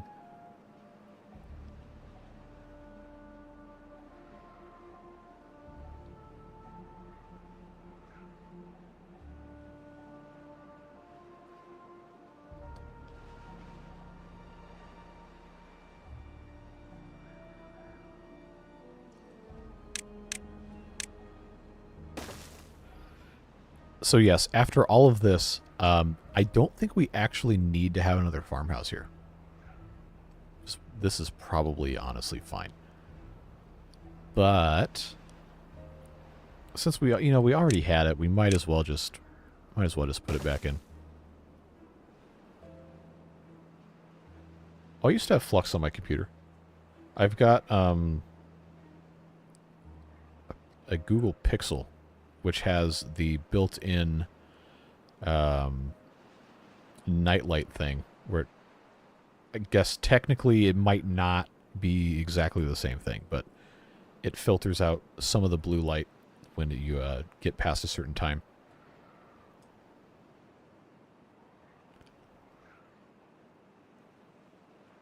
Yeah. like, they're still going to produce blue light because that's, like, fundamentally how the display works. But it does actually pretty substantially reduce eye strain, I have found, at least. Or the perception thereof, even if it's not technically the same thing. So I've been using that forever. Get some more apple trees put in. I did say I was going to remove some of these corn things here, but for now I'm just going to try putting these apple trees in. But before we get too far, I am going to put one more of these gatherer flags in right here. So we have one here, handle all this nonsense, one here to handle all this nonsense, and this guy is going to be closest to these. Which, you know, is not perfect, but should still be a big improvement. Should connect your paths in a loop to stupid-proof your district. Well, that's just extra paths. Could be a placebo, I don't know.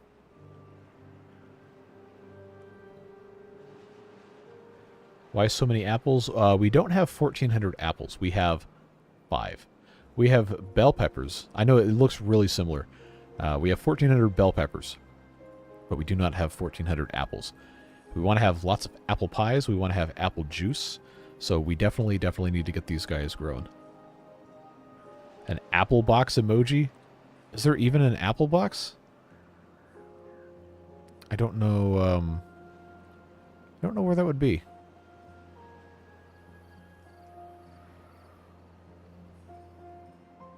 Yeah, remember when I said we were going to do bots for like the 3rd episode in a row? I guess I could just go ahead and get rid of all this stuff up here and replace it with bots. It would probably be smart. We have plenty of science. We have the materials. We have a tremendous quantity of materials. Gears, not so much, but we are producing enough for it, I don't think, to matter. It is a process, and it takes time. You are correct. Oh, we're still on this stupid district center. All right, here we go. Here we go, folks. We're going to do it again. Oh, boy. All right, so hopefully this works. I know it's going to take a little bit of time to sort through it. Definitely need 3 or more gathered. Well, we got 3. We got 3. I think we're going to be fine. If not, I can always put something else over here.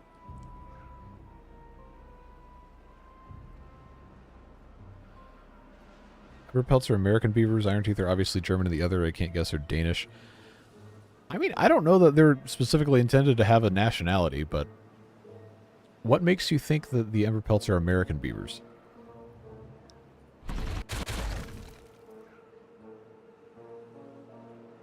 Hollers on the gatherer flags. Yep, we should do that. Apple pie and corn. Okay, fair enough.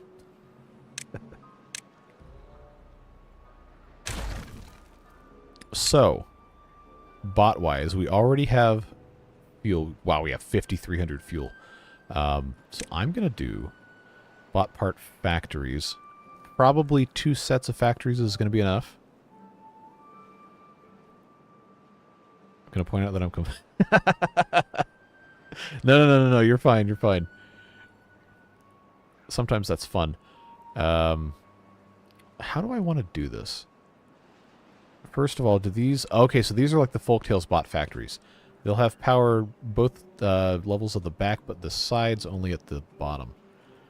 Okay, because I was going to do a thing where I had power get communicated between the sides of these, but doesn't seem like that's going to be very possible.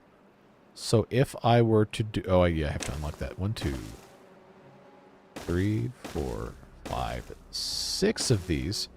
Just like that. That's a lot. That would be a pretty good single-story deal. Just put assemblers on top. They should be able to do 4. That's honestly probably fine, but we don't have storage for the parts. So we have to figure that out. Every time I have to sneeze and I go to pause, I don't have to sneeze anymore. And there it is. Okay.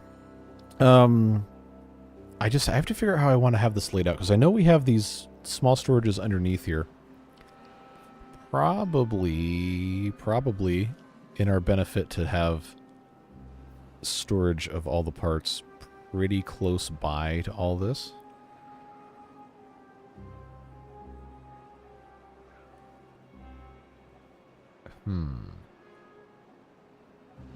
Emberpelts have an ending monument. Yes, they do. It is goes up on top of this once we decide we want to build it.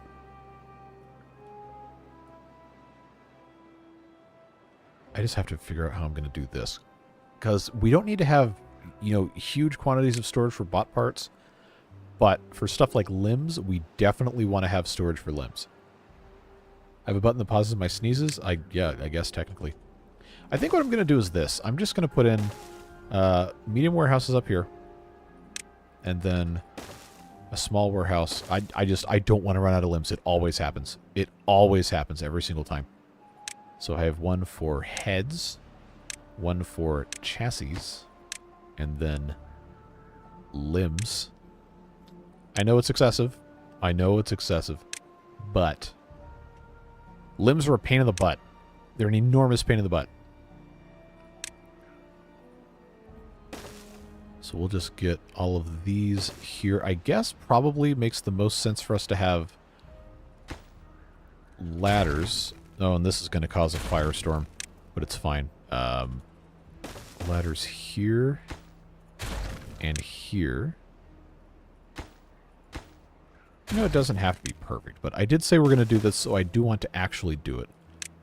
So I don't have to have yet another stream where I put in the description maybe we'll do bots. You know, that's like people's least favorite thing ever, is to get told that something is going to be coming, and then it doesn't come, and then they're like, ah.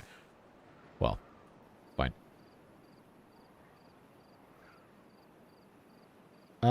Curious if it's like a rocket. Well, I think, obviously I haven't built it, but the beginning of the playthrough I did kind of show it. It's just a cool thing with fire. When it activates, it does like some motion thing. I'm not exactly sure what it is. But we will end up building it at some point. We just have to get the rest of this stuff constructed. And I hadn't been doing that because I wanted to save the metal blocks. Or was it planks? I guess it was planks. So, you know what? We might as well just go ahead and unpause it. What was that? Oh, something moved. This ladder was paused for planks as well. Yeah, so they'll, I'm sure, get to that in due time.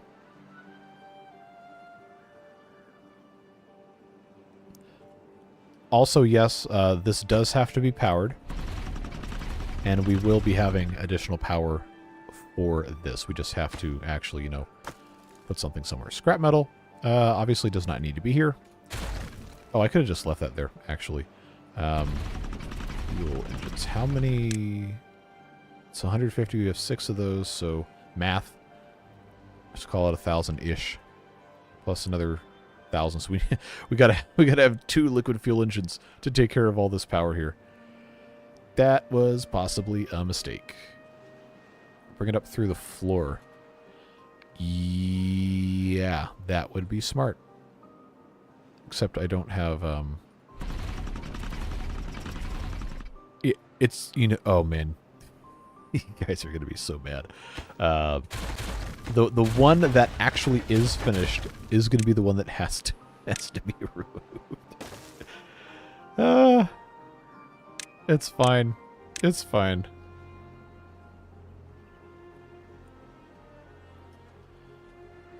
Well, at least this is all connected again. Oh, hello. All right, let's get this in place, and then I'll just build additional liquid fuel engines. Which hopefully 2 of these is going to be enough. I got yeah. I'm just gonna, I know these are using the entire capacity of the liquid fuel engine, but I'm going to connect these anyway, because I think that is going to be the best way to do it. So this can just become a regular upward shaft. Vertical shaft, I'm sorry. And that hopefully will end up working. Should be okay. They can build all of this no matter what. The Beaver Union will send you a message for always tearing down their work, but it just gives them more work. Everybody wins. Kind of. Charcoal or liquid fuel, which is better long term? I'm going to say liquid fuel just because it's so easy to make. Like, there's all these different recipes for it. We're currently making it from bad water, but there's also a good one from beets, if you have extra beets, which we currently don't, but that was one of the topics of discussion in the comments of the video series. And there were at least a couple people that wanted me to do fuel with beets, but then there were also other people that said that that was a bad idea to just grow crops for the sole purpose of turning them into into fuel when bad water is right there and you're not using it for anything else. But I would probably... Yeah, liquid fuel American beavers, you got that right. I would say that the bad water is going to be my preferred recipe, most likely. Lubricant. Yes, lubricant is made with the pine resin, which we do not currently have. We will need to make pine resin, which means we need to have these pine trees no longer cut down. But this was, you know, by design, set up like this, so that until we needed to have the pine resin, we would just keep cutting the trees down. Lubricant 4, it's for bots. You have to do a...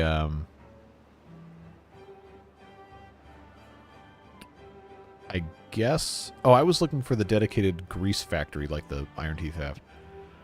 You just have to have, you know, somewhere for the bots to go and get their grease put in storages. I don't think I want to do giant underground tanks worth of it. I'd rather have a couple of smaller-ish tanks located in different spots. So grease and biofuel just set to obtain just in a couple different spots so that the bots can actually have good access to stuff. I'm going to go ahead and move this way so maybe we could get a couple more things worth of planting in place for our radishes. I don't know if they're going to grow there or not, but we'll see what happens. Now we got to identify a couple of spots where we could do grease tanks. Yeah, I know we got rid of a lot of campfires. Wow, I made that comment the exact same time that it showed up.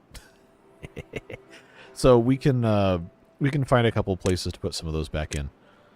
This isn't really a great place, but might as well just go ahead and do that. Ooh, almost a perfect place to put some of this stuff.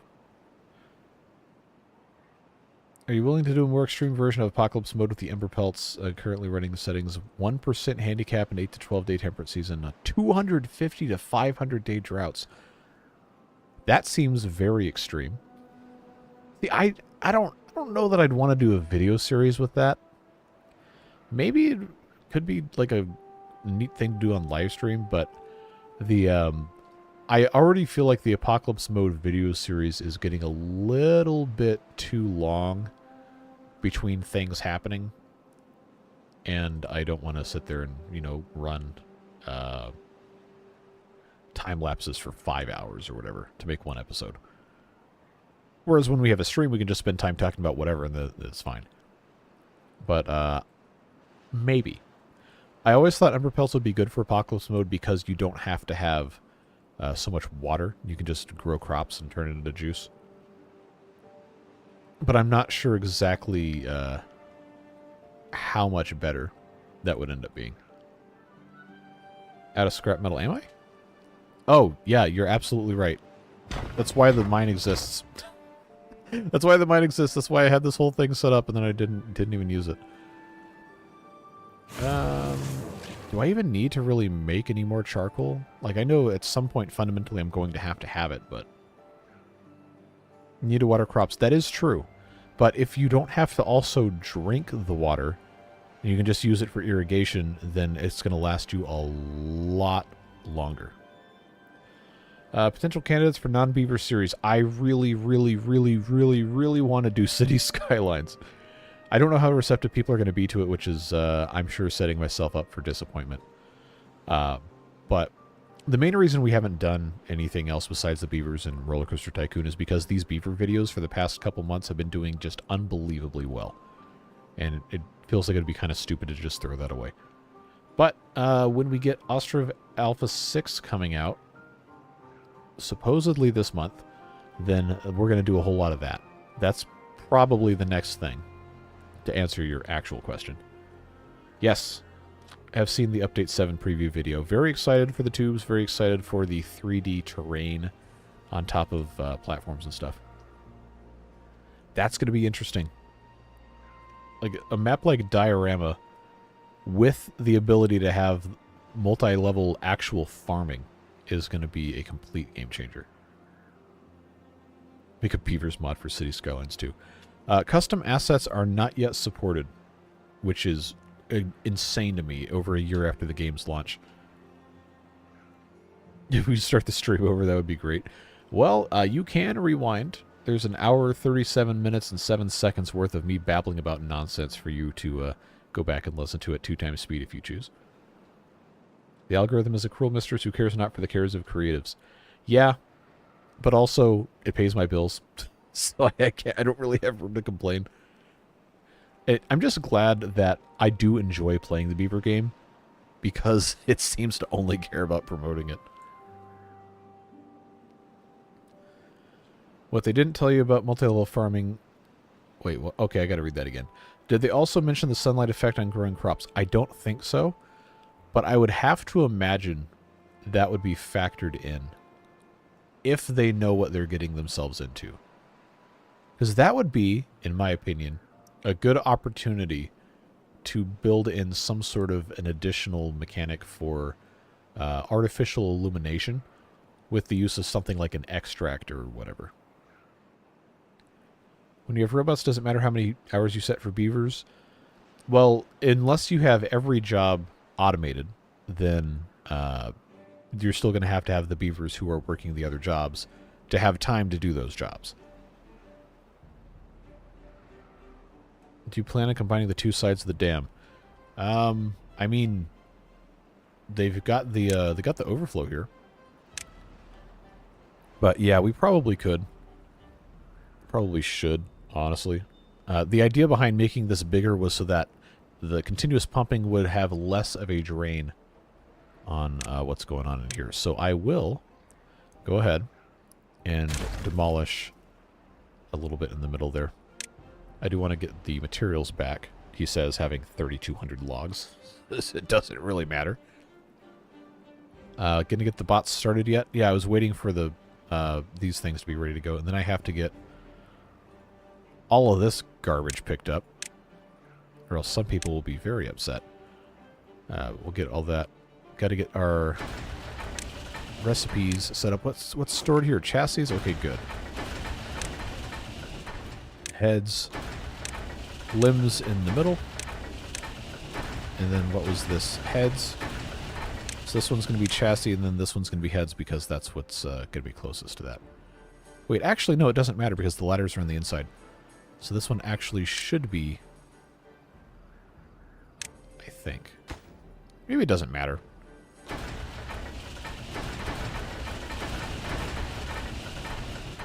Yeah, it doesn't matter. All right. I don't want to wait for them to come and grab all this stuff anymore, so...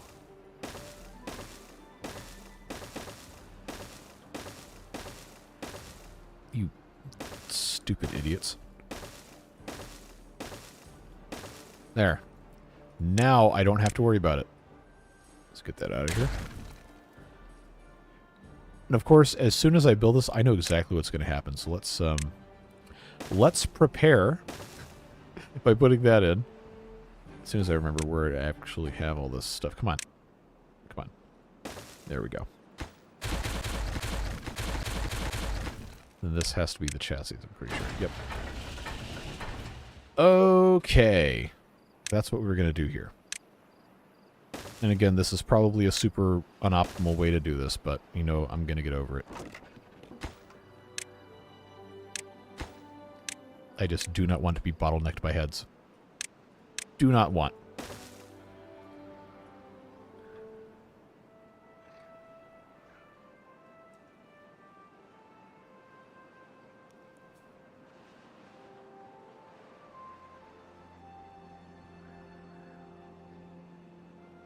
Can also clean up square sections using levees. Huh. I always just, for whatever reason, I always just think to do the power shafts. February 14th is going to be the... okay, where did you see that? Because I have not heard any actual news on that. If Update 7 comes out the same time as Ostrov Alpha 6, I'm actually going to be mad. I can't do both of those at the same time. So I really hope they're staggered by at least a week. For purely selfish algorithm-related reasons. Alpha 6, yes. Ostrov Alpha 5 came out almost 2 years ago. And they've been working on Alpha 6, and it's taken a very, very long time for obvious reasons. And I am very excited to see what comes out in Alpha 6, because that was the game that started the channel. Ostrov, the Ukrainian city builder game. I started posting videos on that in March of 2020, when I started the YouTube channel as a quarantine project. And for that reason, and because I really like the game, Ostrov is very special to me.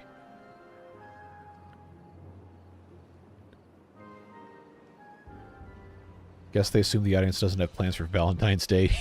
Yeah. No plans. Absolutely none. So have we actually started making... okay, 90% of the way through some of these. Emberpelt bots run on fuel. They do. And I've got, where is it? 5,300 fuel. I think we're going to be okay. So we do need to make lubricant, which is made from pine resin, which we have a full storage of. So what I'm going to do, because this is right here, I'm going to put in another refinery, and we're going to have that be... I'm going to flip it. There we go. That's going to be lubricant, which requires canola oil, in addition to extract and pine resin. So, if I just do a warehouse here for... okay, bricks and gears, that's fine. Pine resin, and then I don't need to have like a giant storage, because we do have other places for this. But a couple little tanks for, say... actually, no, we need a big tank for lubricant storage. We absolutely do. Why am I like this? There's probably many reasons. But I guess I'm just going to put a big ugly tank of lubricant right here. Just set that to supply, which means I probably don't need that. Which means, okay, I'm getting way too ahead of myself here.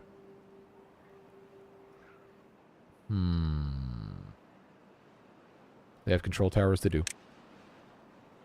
We just have to make sure we're making enough science for that to be viable. Alright, so, you know what? This is not a good place to be doing this. I'm just going to build it over here, probably. Because we want it to be kind of close to Badwater. We also have to have enough storage space for the stuff in the first place. I love flying by the seat of my pants. There. Pop that guy in there. We got lubricant. We're going to need to have big storage, like I said, for the lubricant itself, which will go here, right the way across. If I can click correctly, thank you. And then we do have a mechanism to put other ingredients a little bit closer. So extract is right there. I'm not really that worried about it, but canola oil, we definitely want to have a big storage of. I don't know if we need an underground storage, because we don't really have very much being made to begin with. So I think we're probably okay to just go ahead and put in another extract storage here and a smaller, that's not canola oil, smaller thing there. That should be fine. That should be fine. Hello, Kurt. Sadly traveling. Well, hopefully traveling is not itself is not sad. Show more number crunchers. There you go. You like that? You like that? I hate to be the annoying guy, but what about charging stations? They use fuel. There is no charging. So the fuel that we're making in the refinery already is what's going to power the bots. That's the stuff. Yeah, you got your daily hit. You're good to go, huh? Ooh, fungus zombie spiders. That's, yeah. Hopefully not. Well, no, The Last of Us was from ants, wasn't it? I don't know. I'd never finished the game. Do thirsty beavers still soft lock a water tank until they can collect their water? What? I hadn't heard of that at all. Cordyceps, yeah. Anyway, canola. Canola. Need to grow canola. Which I've... Oh, that's corn juice, of course. Maple syrup. That's canola. That's canola.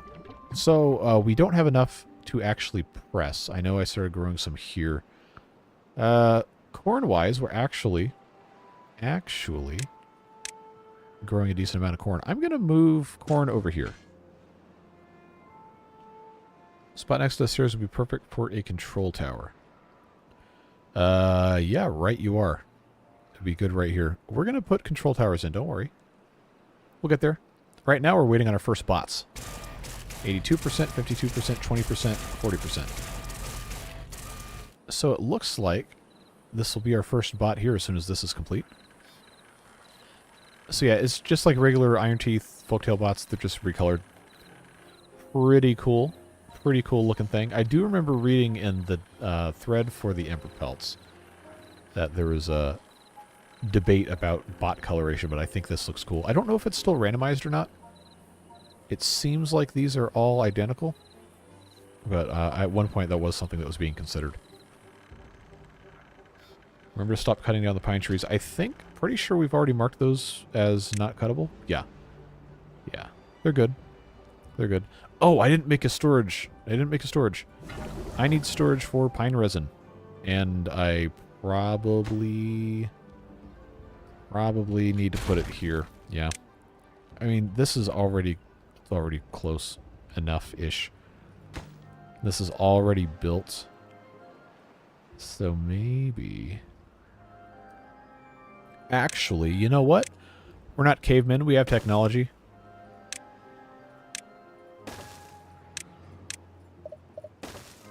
That's going to make more sense.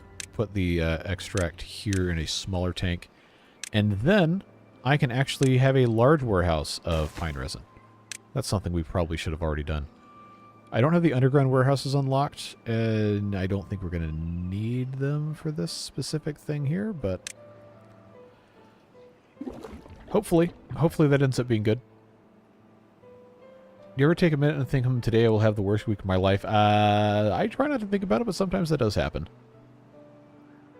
There is a lot of power in, I know it sounds stupid, but there's a lot of power in preemptive positive thinking. I guess you can kind of try to gaslight yourself into thinking things are going to be fine, and sometimes it does end up being true.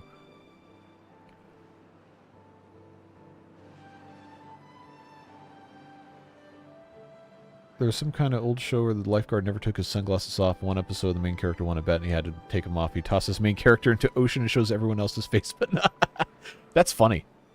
What's that from? Oh, we can do that with Kurt. You show us showers and number crunchers. They're gone before he logs on. Oh, no. Oh, that's so mean. First bot's out. Oh, wow. They super are. Well, where are they? Where are they? Let's, Emberbot 1. Age 0. Unemployed. Oh, already 98% durability. Oh, I was thinking of water beaver bots. All right, what do we want to automate first? Should probably honestly be the mine. Yeah, let's just do that. I am still behind on chat. Water beavers have more interesting bots. Water beaver bots only do hauling, though. I don't necessarily want to say that's more interesting. It's definitely super useful. I'll tell you that much.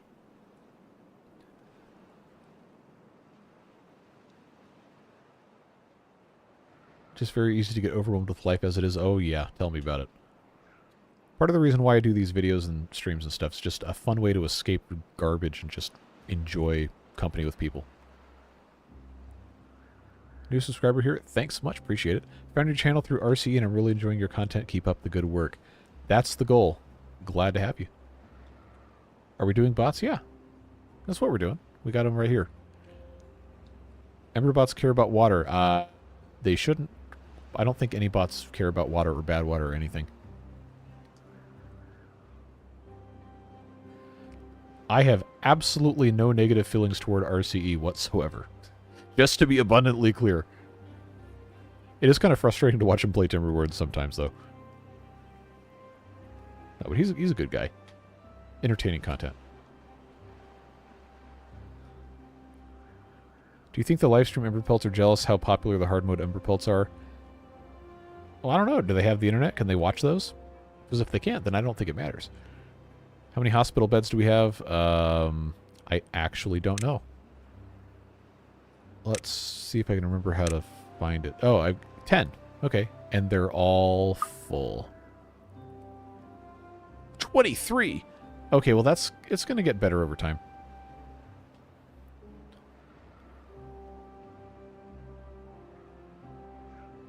Bots into bot factories assemblers to speed up bot production. Yeah, but I think I'd much rather focus on getting the bots into the things that are injuring beavers the most first, because that's going to make it that much quicker to actually, you know, recover stuff. Got a lot of vacancies because we have so many incapacitated beavers. But yeah, I've got 10 of these and they're all full. I can't really put any more anywhere else. Oh wait, no, I totally can. I forgot you can stack these. Although after a certain point we're not going to need them anymore. That was definitely not something that I had remembered.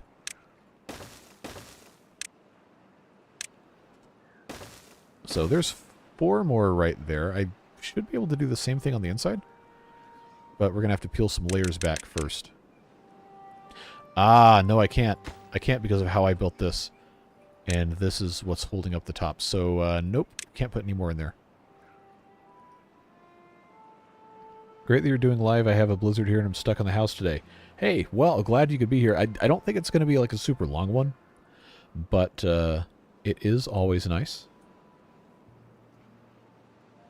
Yeah, we had blizzards, well, blizzards, quote-unquote, the American South, a couple weeks back. And a lot of places closed, schools closed, businesses closed, but, you know, I work from home making videos, so I didn't take days off then. Maybe should have, but you know how it goes. Do you need to make some chili, smoke a chuck roast? Ooh, that sounds good. That sounds very good. PC build stream. I'm still trying to figure out the logistics behind doing that because I don't really think I have a place in my house I can set up like a table and a camera that's close enough to my computer to actually stream it.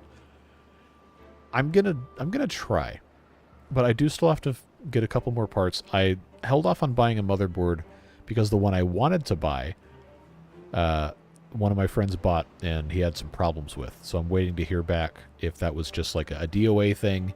And he's going to get a new board, and so on and so forth like that. I'm not really in a rush, but it could turn into a very pressing issue if my computer continues to have blue screen problems. It's kind of random.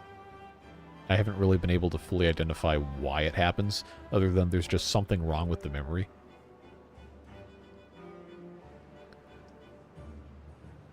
What are we building at the top of the house is that, friends, is where the Wonder of Fire is going.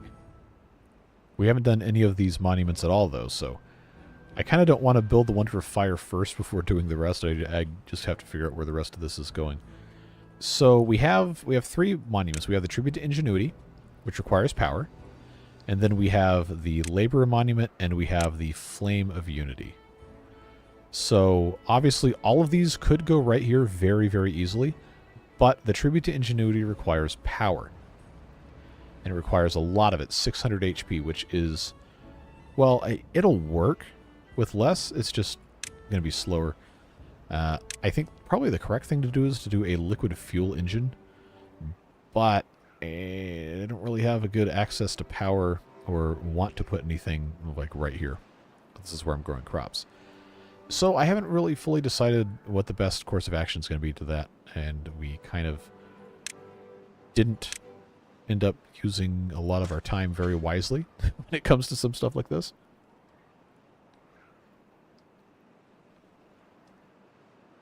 Wait an entire year for 4% discounts on Black Friday? Yeah, no. I'm good. I thought the mine was already prioritized.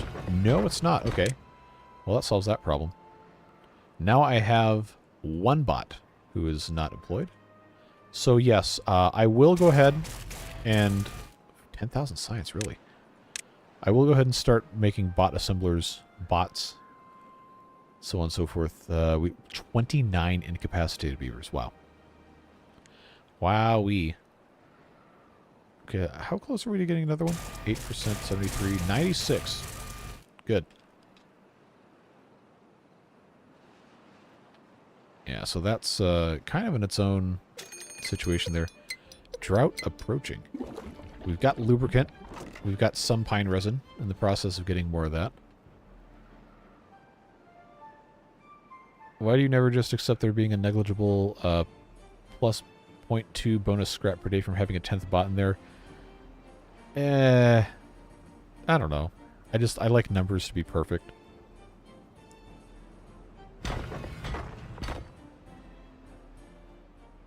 And that does make some nice, simple numbers. I don't know why they didn't make these numbers with 10.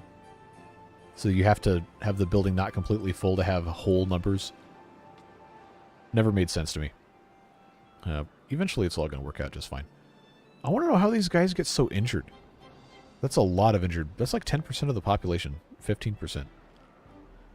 Lubricants and biofuel near the mine. Yes, we do need to do that. So I will go ahead and put in, I guess, medium tank because it's far away. Ooh, you know what? We got an opportunity here to do a, yeah. 4x1. That'll be nice and easy. Yeah, when you got a whole bunch of heavy liquids, that's what you do is you put them on a spindly little tower there. It's definitely a good idea. Definitely. No possible way that can go wrong. Those will need to be set to obtain. 92 is, in fact, half of 99. You are correct. You know, for all the talking I did about RuneScape, I think collectively over the last 20 years I might have played 100 hours of it. That's it.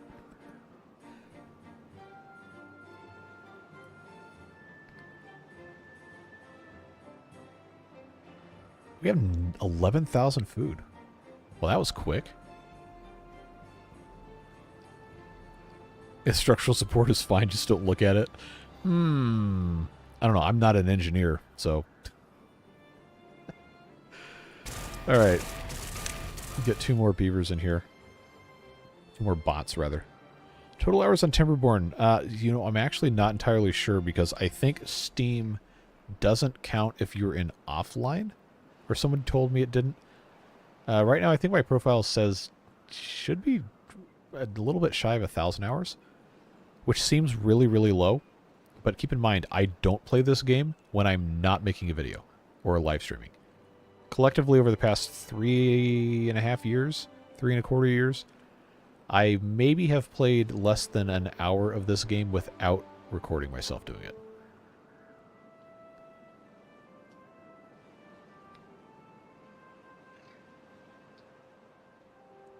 Said they made run energy not absolutely horrible in RuneScape, and now everyone's freaking out. Well, okay, so is this RuneScape 3 or old school?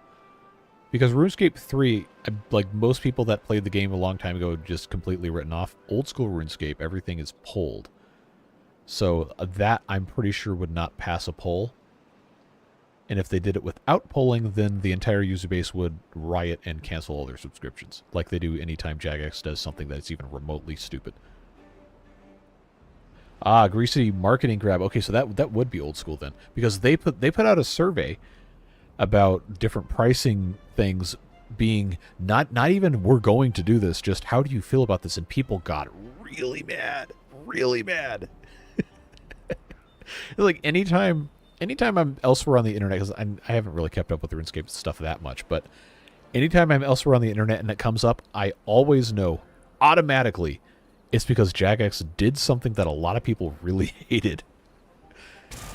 Or what's the I think the I basically never go on Reddit anymore, but the 2007 Scape subreddit, anytime you see the crab emoji, it's bad news.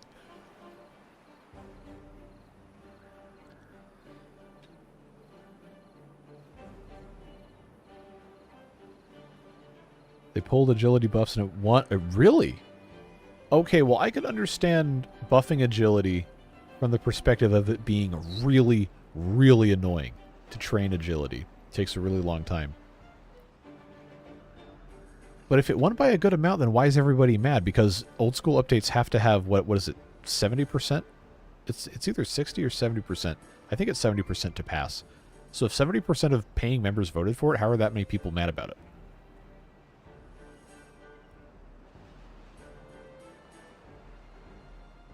Yeah, the last time I seriously played old school RuneScape, I think was Leagues 2 Trailblazer, and that was years ago. I've logged in every once in a while, like, I don't have time. I don't have time to do this. I think part of the, but it's a balance thing, right? If you have run energy take a long time to recharge, that helps prevent people from abusing it. I know, like, PKers really like that, because then somebody runs out of run energy and they can just kill them. Oh, the survey was 2 weeks later, so everyone... Yeah, that's the last thing that I've heard about RuneScape, was everybody getting mad about the survey. Vocal minority is louder than the silent majority. That's also very true, regardless of what we're talking about. Yeah, no, I think we all understand that. It's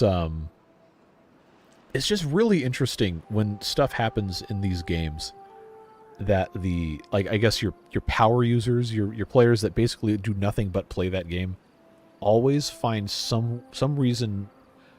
Sometimes it's founded, but they always find something to just be absolutely insanely mad about, that the average player is just like, yeah, okay, whatever. It decays slower. Okay, well that's that would actually be a fundamental change, because agility only affected the recharge rate, if I'm remembering correctly. But if it takes longer to decay, then yeah, that does change a bunch of stuff. Pretty interesting to look at from a meta level. Yeah, well, think about how long RuneScapes exist. Again, sorry to those of you who want to watch me play the Beaver game. This is what happens in our live streams. We have a good time with it. Think about RuneScape 2, which old school RuneScape is based off of, has existed for over 20 years. And you've got people who've been playing since release. Every day, every month, whatever. So I definitely understand somebody who's that used to the meta of the game, and people who've written tools and bots, even though botting is not allowed. People still do it. They put all this effort into stuff. And then it just changes such a fundamental thing like run energy decay. That's huge. It's a lot bigger than you might think at first glance, because that's their entire like system for doing runs of different resources, or different even just like the boss caves and stuff. It's all completely different if your run energy is messed with. Go back to EverQuest. What year is it? Yeah, Ultimate. I was about to say, like, there's stuff that was before EverQuest. Oh, man. Adventure Quest. What a game. What a game. All right, we got bots. We got bots we got to put in other things. So let's start doing, I guess, bot part factories should be 5,000, really. Bot part factories makes sense to do next. So that's taken care of. One of them is not occupied yet because we don't have enough bots. But soon. Still have 29 incapacitated beavers. So I guess it wasn't the mine that was doing that. It's, it's probably the Badwater rig. Probably the Badwater rig.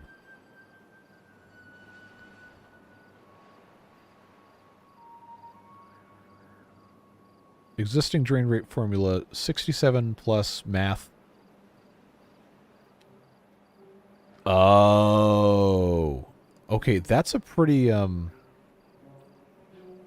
significant change. With the agility level put in there. But, you know, it makes sense. As an incentive to train agility, then yeah, okay. But at the end of the day, it still fundamentally changes something people have been used to for literal decades at this point. Probably almost nobody's going to be happy about that unless it was something that was genuinely miserable to do. Like rune crafting.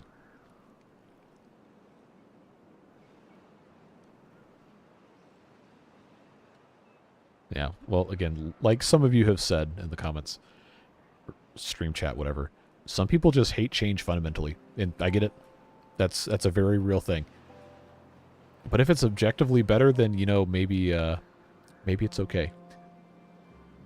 Dynamite factory and haulers carrying dynamite causes injuries. Really? I didn't even ever think about that. But I guess it makes sense. People went wild good. Oh, well, I didn't read that part then. Super energy things? What do you mean super energy things? Endurance. Oh, yeah. Your stamina potions.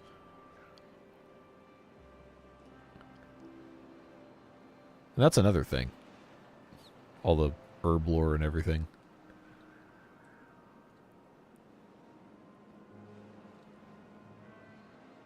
Wasn't it called Herb Law in the original game? I don't remember. There's a mod that shows the injury chance of the build. Really? Wow. How have I spent so much time playing this game and I still don't know all this? All right, let's try to do a little bit more here.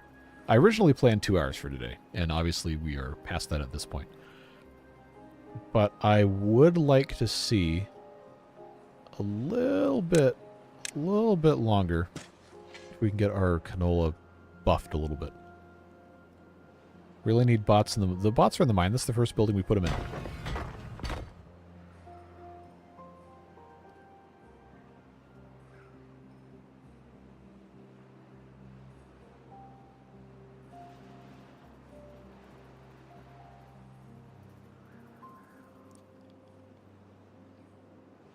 Why so many hurt beavers? I'm assuming Badwater rig and dynamite factories.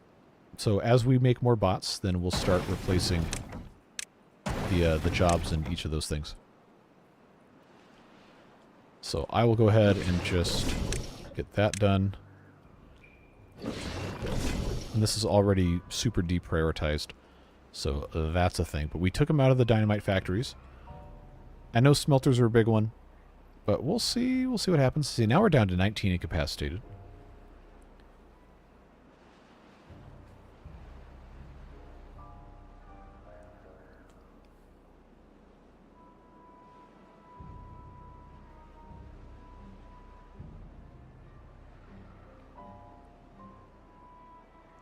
I need to go check and see what Settled is up to.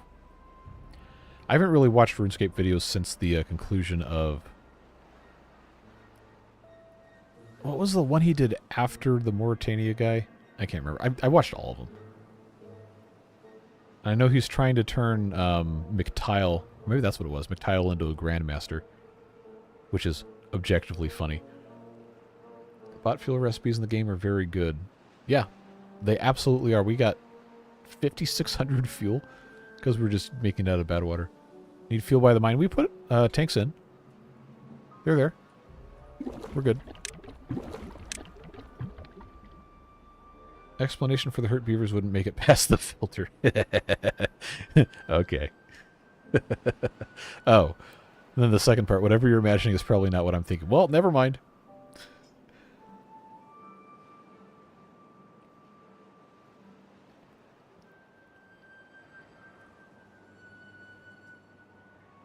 Alright. We do have some bots in here. I guess at this point we're just kind of waiting to to see what we're going to put in next. We do have some unemployed beavers. So it's probably not a bad idea for us to put some more hauling posts in. Just to keep them occupied. I don't know. I really don't have very many good places to put stuff like this. So I'll tell you what, we'll just put 2 of them here. Why not?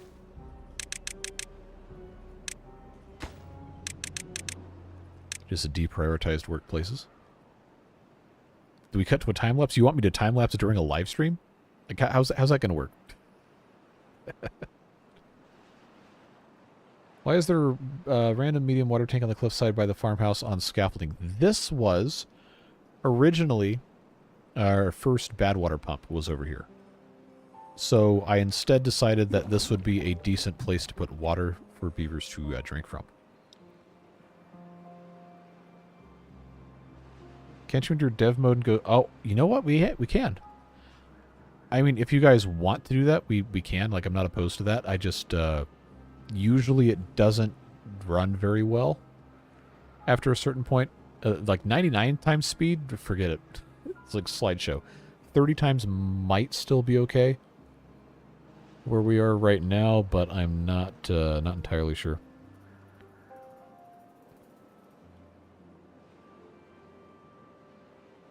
I think for today we can just chat and wrap things up. Yeah, that's probably wise.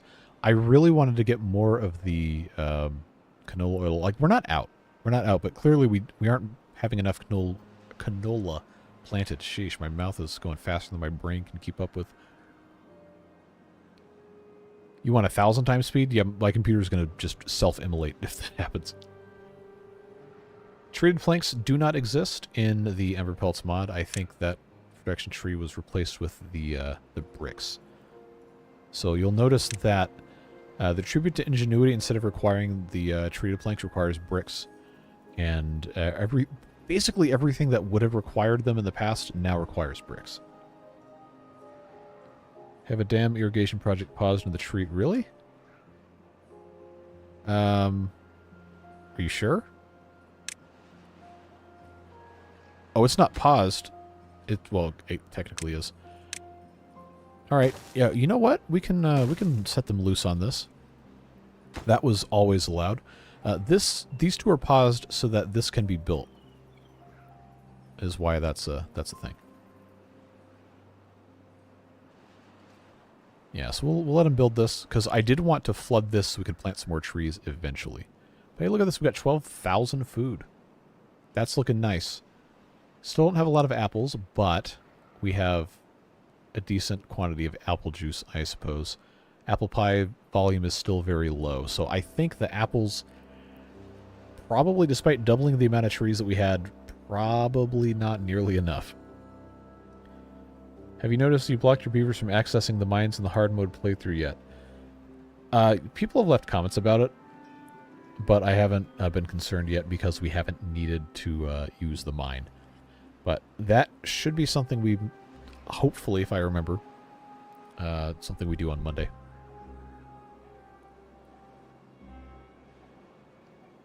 Frog-shaped reservoir filled with the number crunchers. Okay, now you're asking too much.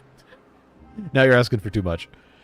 We're going to let them build that, and I'm going to go ahead and start transitioning the smelters over. And then, of course, we have these guys. Oh, that's a separate charge. Of course it is. So that's a thing. You know, that gives them a deficit of 7 vacancies, so that should be okay.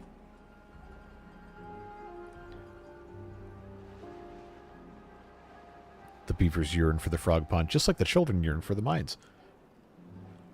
So, since this is about to be a thing, whenever they actually get that finished, we can set... I know I just have this manually closed, but we can set this, when it's not a drought, for the downstream depth thing like we have right here, but this is manually closed. So I suppose... I could probably just say 75. We fine? Do we set up the labor monument? We would not set up any monuments yet.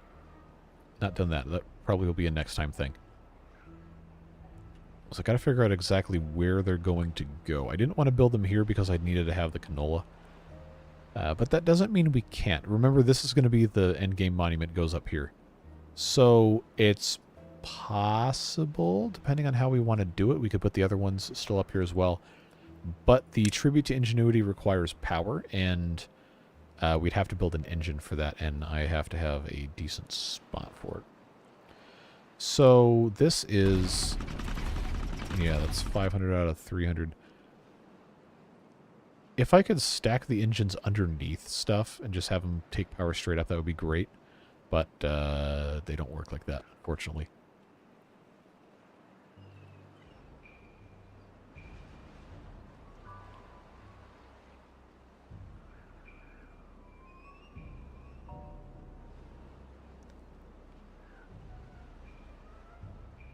You want to hear rivets and croaking every time you zoom in?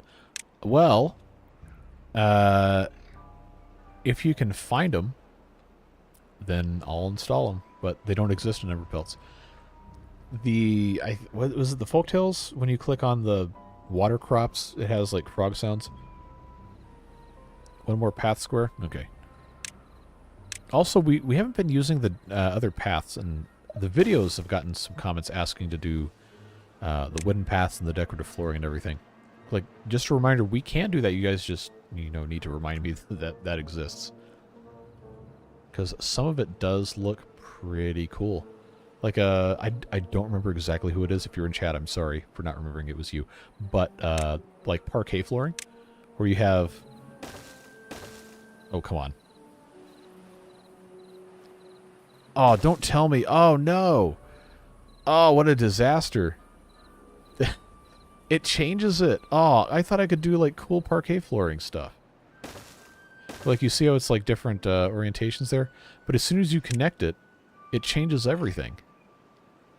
Oh, what a letdown. Well, I'm glad we figured this out in a live stream and not a video, so I don't look like an idiot, but... That's a shame. I was excited about that.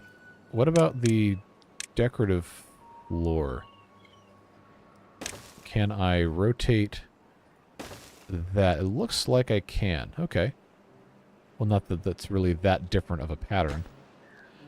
But I don't think that's a path. Yeah, no, that's just flooring. You have to put a path on top of it still. Well, the more you know. Go ahead and unplant this. Can't do the Minecraft rail tricks. Oh, man. That's a throwback. Could ask the mod dev to add paths with hard-coded direction. See, I don't know if that's a, if that's something that would work. Like, I legitimately don't know, which is why I'm saying it. But I would imagine pathfinding might take issue with that to make it a directional thing. Gonna put the monuments directly into the houses. Well, that's a river, so I don't know that they don't work if they're flooded, but it would be complaining constantly about them being flooded. We should mod a salt lick for Emberpelts, but shaped like a frog. Well, the frog statue mod already exists. I don't think it works with Emberpelts, though. That's what platforms are for. That's true. We could do that. We'll see what happens, I guess. This got built already? Okay. I'm going to go ahead and just say auto for this for now. I know it's going to dribble out of here a little bit, but the drought's almost over, so it doesn't matter. Build monuments over the water tanks. Okay, well, the thing about that is people like looking at the different colors. I don't want to block those.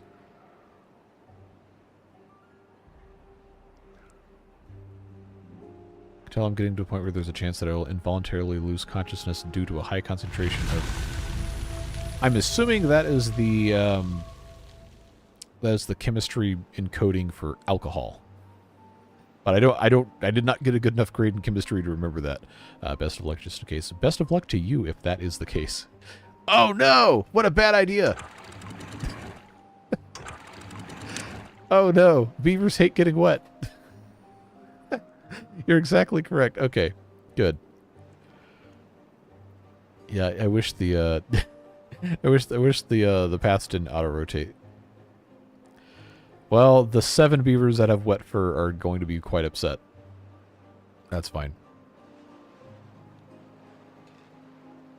Beaver catastrophe. It's required every single episode or every stream. Always required.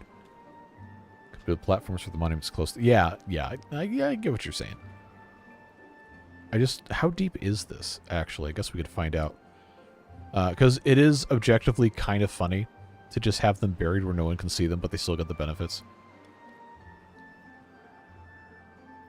I have to use planks for it.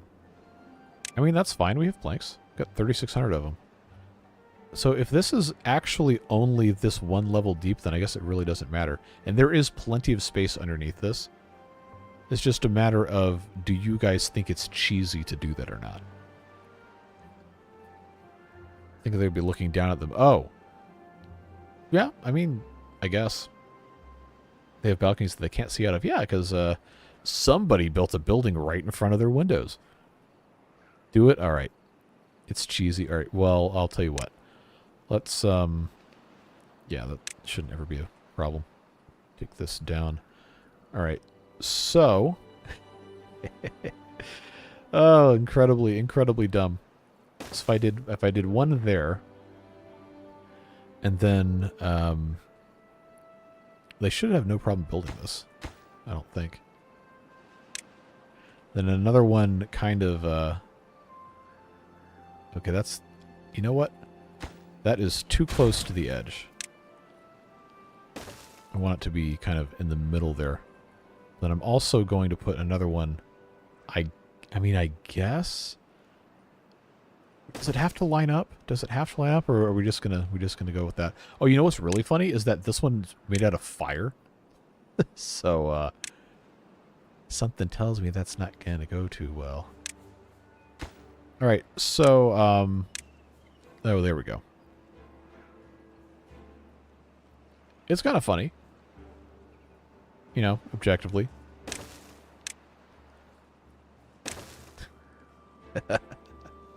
Well, why is there a giant fire thing under the apartment building? Like, that's if you're bad, they'll turn that up.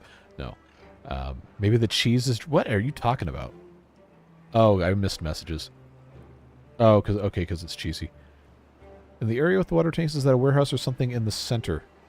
So this is an industrial pile with charcoal in it.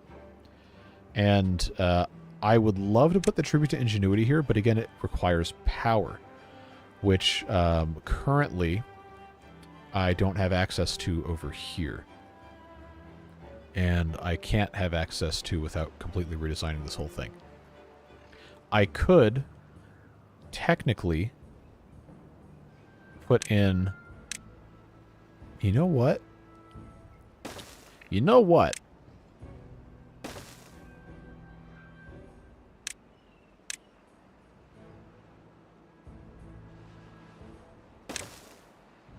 I don't hate that.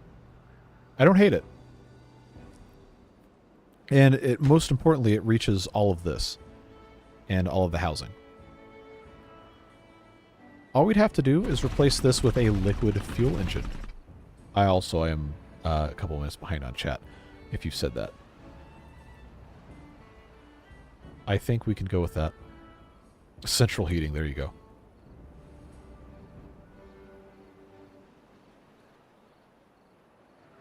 How are they going to reach it? They can build from above. Yeah, they got no problem with that. How are the beavers going to reach this?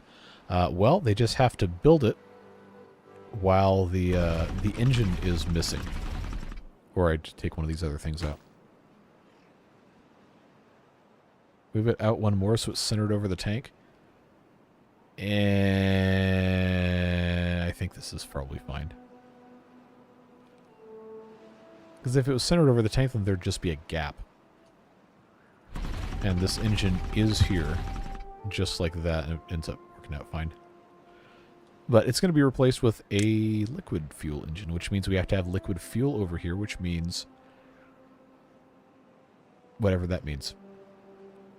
What's in here? Wheat? There is no wheat. Is that canola seeds and wheat and logs and I guess I need logs for that. But About to start a famine because he took out the press production to put in a monument. I mean, I haven't done it yet. I remember when I said we're going to end, and then I didn't do that. Anyway, I'm going to put in some lubricant and some fuel over here. Just because we need to have storage for that anyhow. Put liquid fuel storage on top of the coal storage. Charcoal? If I made a large tank, then... yeah, okay. But the problem is... I don't have a... I don't have a really good means for that because there's no access to the second level here, so this is just going to be kind of an orphaned thing. Unless you just want me to do platforms, which I guess was always allowed. Do we have terraforming yet? Nope, we don't. Just because we can. We'll just go ahead and do that. Where are the bots going next? That's a good question. We should take a look. They're already in the Badwater rig, already in bot assemblers, already in the factories. Explosives factories already done.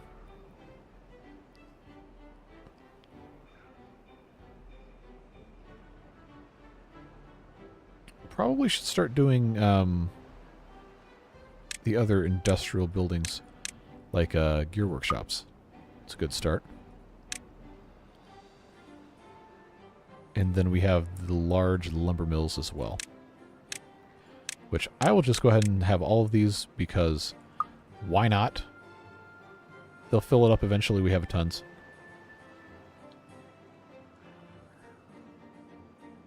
Ending is for quitters. I mean, yes, that is literally what that means.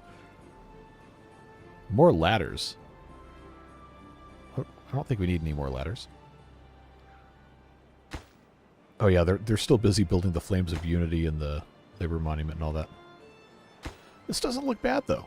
I think this is a decent improvement. Obviously, they're still, you know, way behind on building a whole bunch of stuff. But another set of overhangs with the other monuments. What, over here? Well, I mean, we already have this one down there, so I guess that's fine. If you move the engine back one as well, it'll line up with the presses. I mean, not really, because this is a 3x3 and these are 2x2. I think it's alright.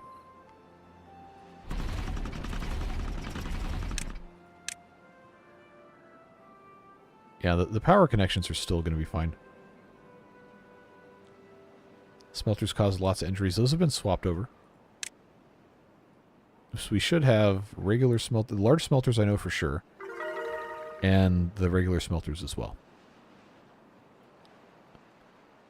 Oh, instead of deleting the engine, why not a ladder? Well, because this is a path. It's redundant though, so I guess that's fine. I was about to say, what are you people talking about with ladders? Engines run by bots. Engines don't have employees anymore. That was changed. So they are just run by haulers at this point.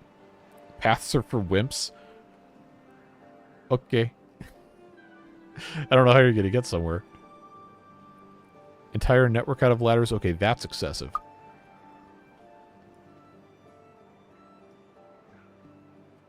How are we looking on this? As long as the lubricant is increasing overall, which it seems like it is, thanks to the goods statistics mod. But it's not going to continue going that much, up that much as we get more bots because they're going to consume it.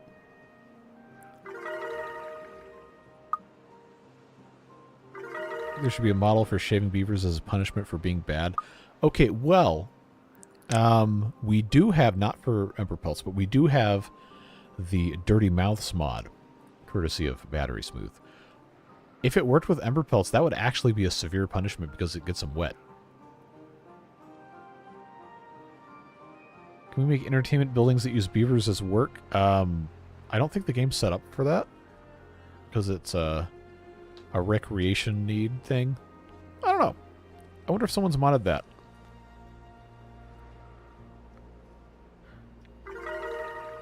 What?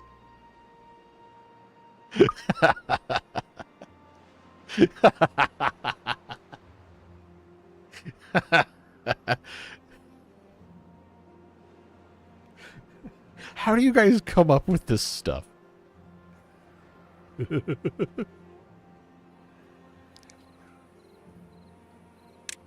I gotta put in another refinery. I guess I'll just put this guy here as well. Make more lubricant. Beavers have needs, I guess. That's fine. The Whirligig of Terror. Oh, okay. Lifetime of the bots looking... well, they're regular bots, so they are going to end up being replaced. But Emberbot number 1 is currently at 73% durability. So, assuming the rate of bot production remains the same, we'll have like 200 before they start dying.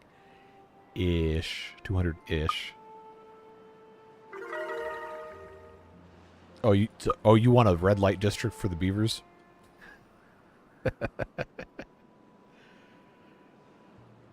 Pottymouth Ember beavers would be hilarious. A dirty and moist, pissed off beaver with a negative 200% productivity. So just normal. Yeah, you know? We keep adding things that are not ending the stream. You see how this works. You see how this works, but we'll put a control tower in here. So that'll take care of... Wait, did the sound effect for control tower go away? Oh no, it's just not finished yet. That's right.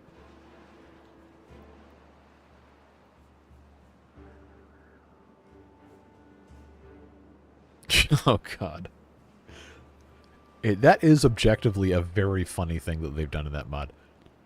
And we do have the original carousel model, the same one that Water Beavers uses, kind of. No, we will not have a 4-hour stream. We will not have a 4-hour stream. Are we out of gears? Shouldn't be. I think part of the problem with the gears is that they go into building this guy. And our normal consumption does not require that.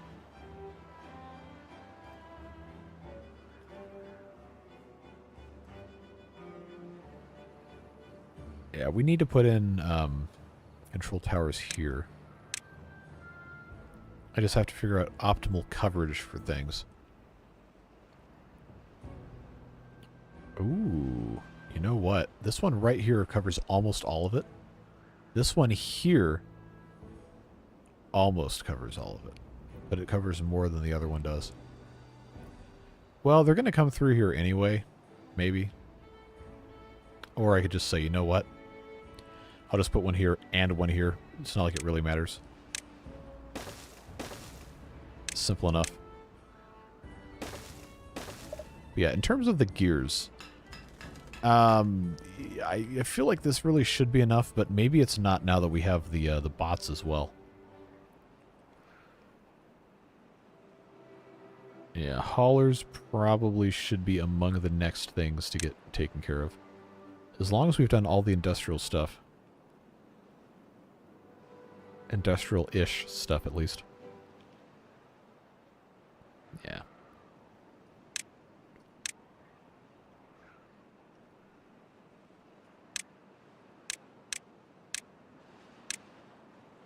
Yes, we'll get that taken care of.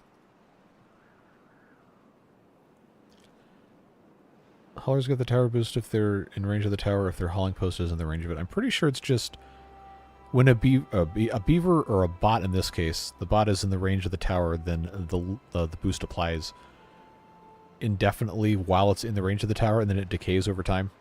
I guess we'll have to see. This is not yet finished. It needs planks and gears. Yeah, okay, we need to build more gears. More gear production. Which I've got, how much more? I guess I could go ahead and just put one more of these here for right now. And just live with it as it is. In fact, I go ahead and do that. Go ahead and put in 2 more of these.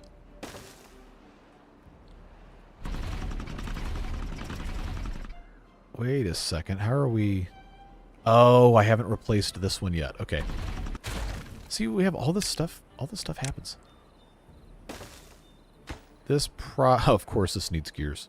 Of course it needs gears. Alright, that's now the most important thing to build. I don't think the bots are actually that unique from each other. Because we watched them all getting built. Oh, surprise, we're out of limbs again. Although I guess it's the limbs requiring... Yeah, it's limbs requiring gears. Alright, bots.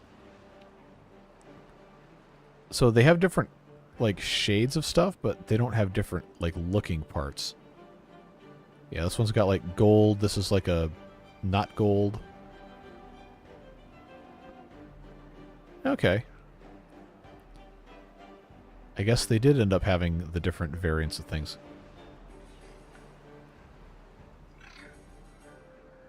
How's the new dam area working? Pretty well, it seems. Of course, there is this overflow in place, but now this is actually, it's actually good to go. Multicolor skin for beavers. Yeah, that was the, I think modders. He had like 4 modders, battery smooth, Lapons in there, and then, I forget who else. But those had specific colors. I remember people were asking about that. Yeah, so this is looking pretty good. We can plant more trees if we decide we need them, but right now we probably don't, to be perfectly honest with you. Things are looking okay.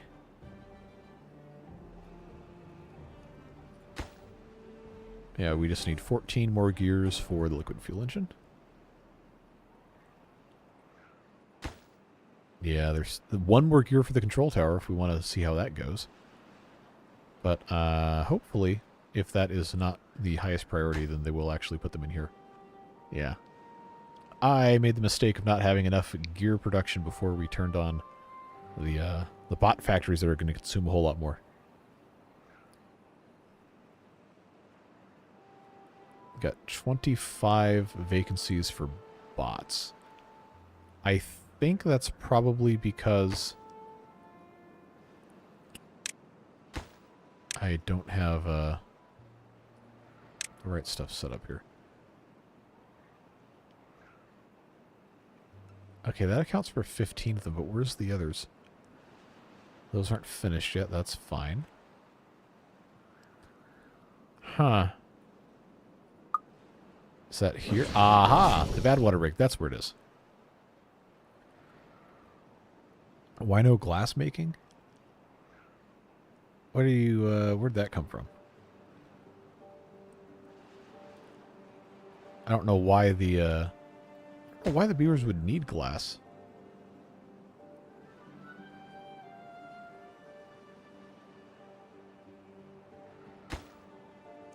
Nine more gears. Oh, all the windows. That's fair. So you make the spot with a new dam to plant more apples. Not specifically apples, I don't think.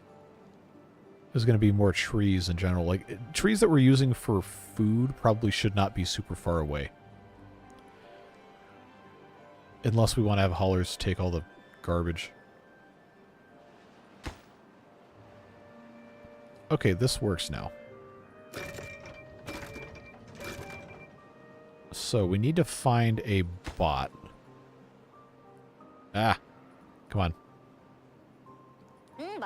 That is a regular beaver. I don't think I can click on... I did see a beaver walk in there, but I don't think I can click on him yet. Alright, come on, bots. Come on, bots.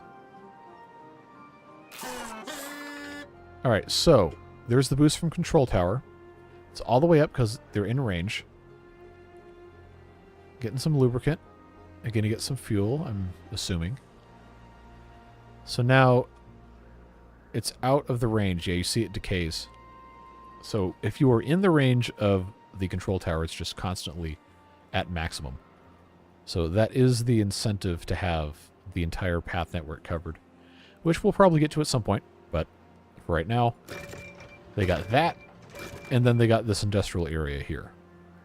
So if we're going to have all of our bots be haulers as well, then we're really going to want to have this whole thing covered up. So that's something else we can figure out. You know what? Actually, right here, this would work out almost perfectly. But right in the center to cover most of this area.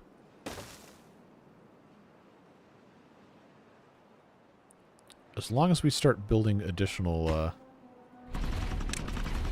gear stuff. Of course, the large gear workshop requires gears to build.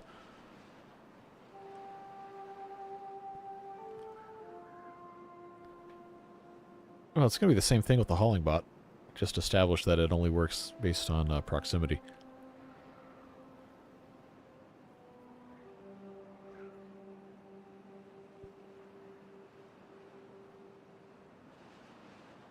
Alright, I put this back on triple speed, right? Okay. Yeah, now we just have to kind of wait and see. That's about all we can do with this, really. So, I do think it's probably about time for me to sign off anyway and take care of other stuff I gotta do. Do you have enough plank production for all the gear workshops? Yes. That is not going to be an issue because the planks get made once every 2/3 of an hour, and this consumes 1 plank every hour and a half. And we're about to have 5 large gear workshops and 5 plank things at the same time. So, about half of the planks will get used to become gears. Yeah. Hauling bots don't usually visit the hauling post unless they have nothing to do. Or they don't stay there, rather. So that is something we'll eventually have to do something else about. But yeah, I'm going to go ahead and say that this will be the end of this one. You got an extra 43 minutes out of me. No, but I appreciate you being here, sincerely. Wow, we got 154 people. Nice. But yeah, regular Emberpelts hard on Monday. Gonna try, not guarantee, gonna try Apocalypse Mode Tuesday again. We'll see if that happens sometime next week for sure, but it's gonna depend on exactly what I can get accomplished and what kind of thinking I can do about it, because I got to figure out a way to have more stuff happen per episode for that. I guess easy solution is probably just to start time-lapsing a bunch, because we've already done most of the stuff we need to do there that isn't bots, and a lot of the other stuff just takes a long time. But yes, appreciate you guys. Appreciate the support earlier in stream via donations, and of course you just being here, regardless of whether or not you're part of that. So whatever it is you're doing with the rest of your day, stay safe, have fun, and we'll see you in the next one very soon. Roller Coaster Tycoon tomorrow, so look forward to that. Take care, friends. Bye-bye.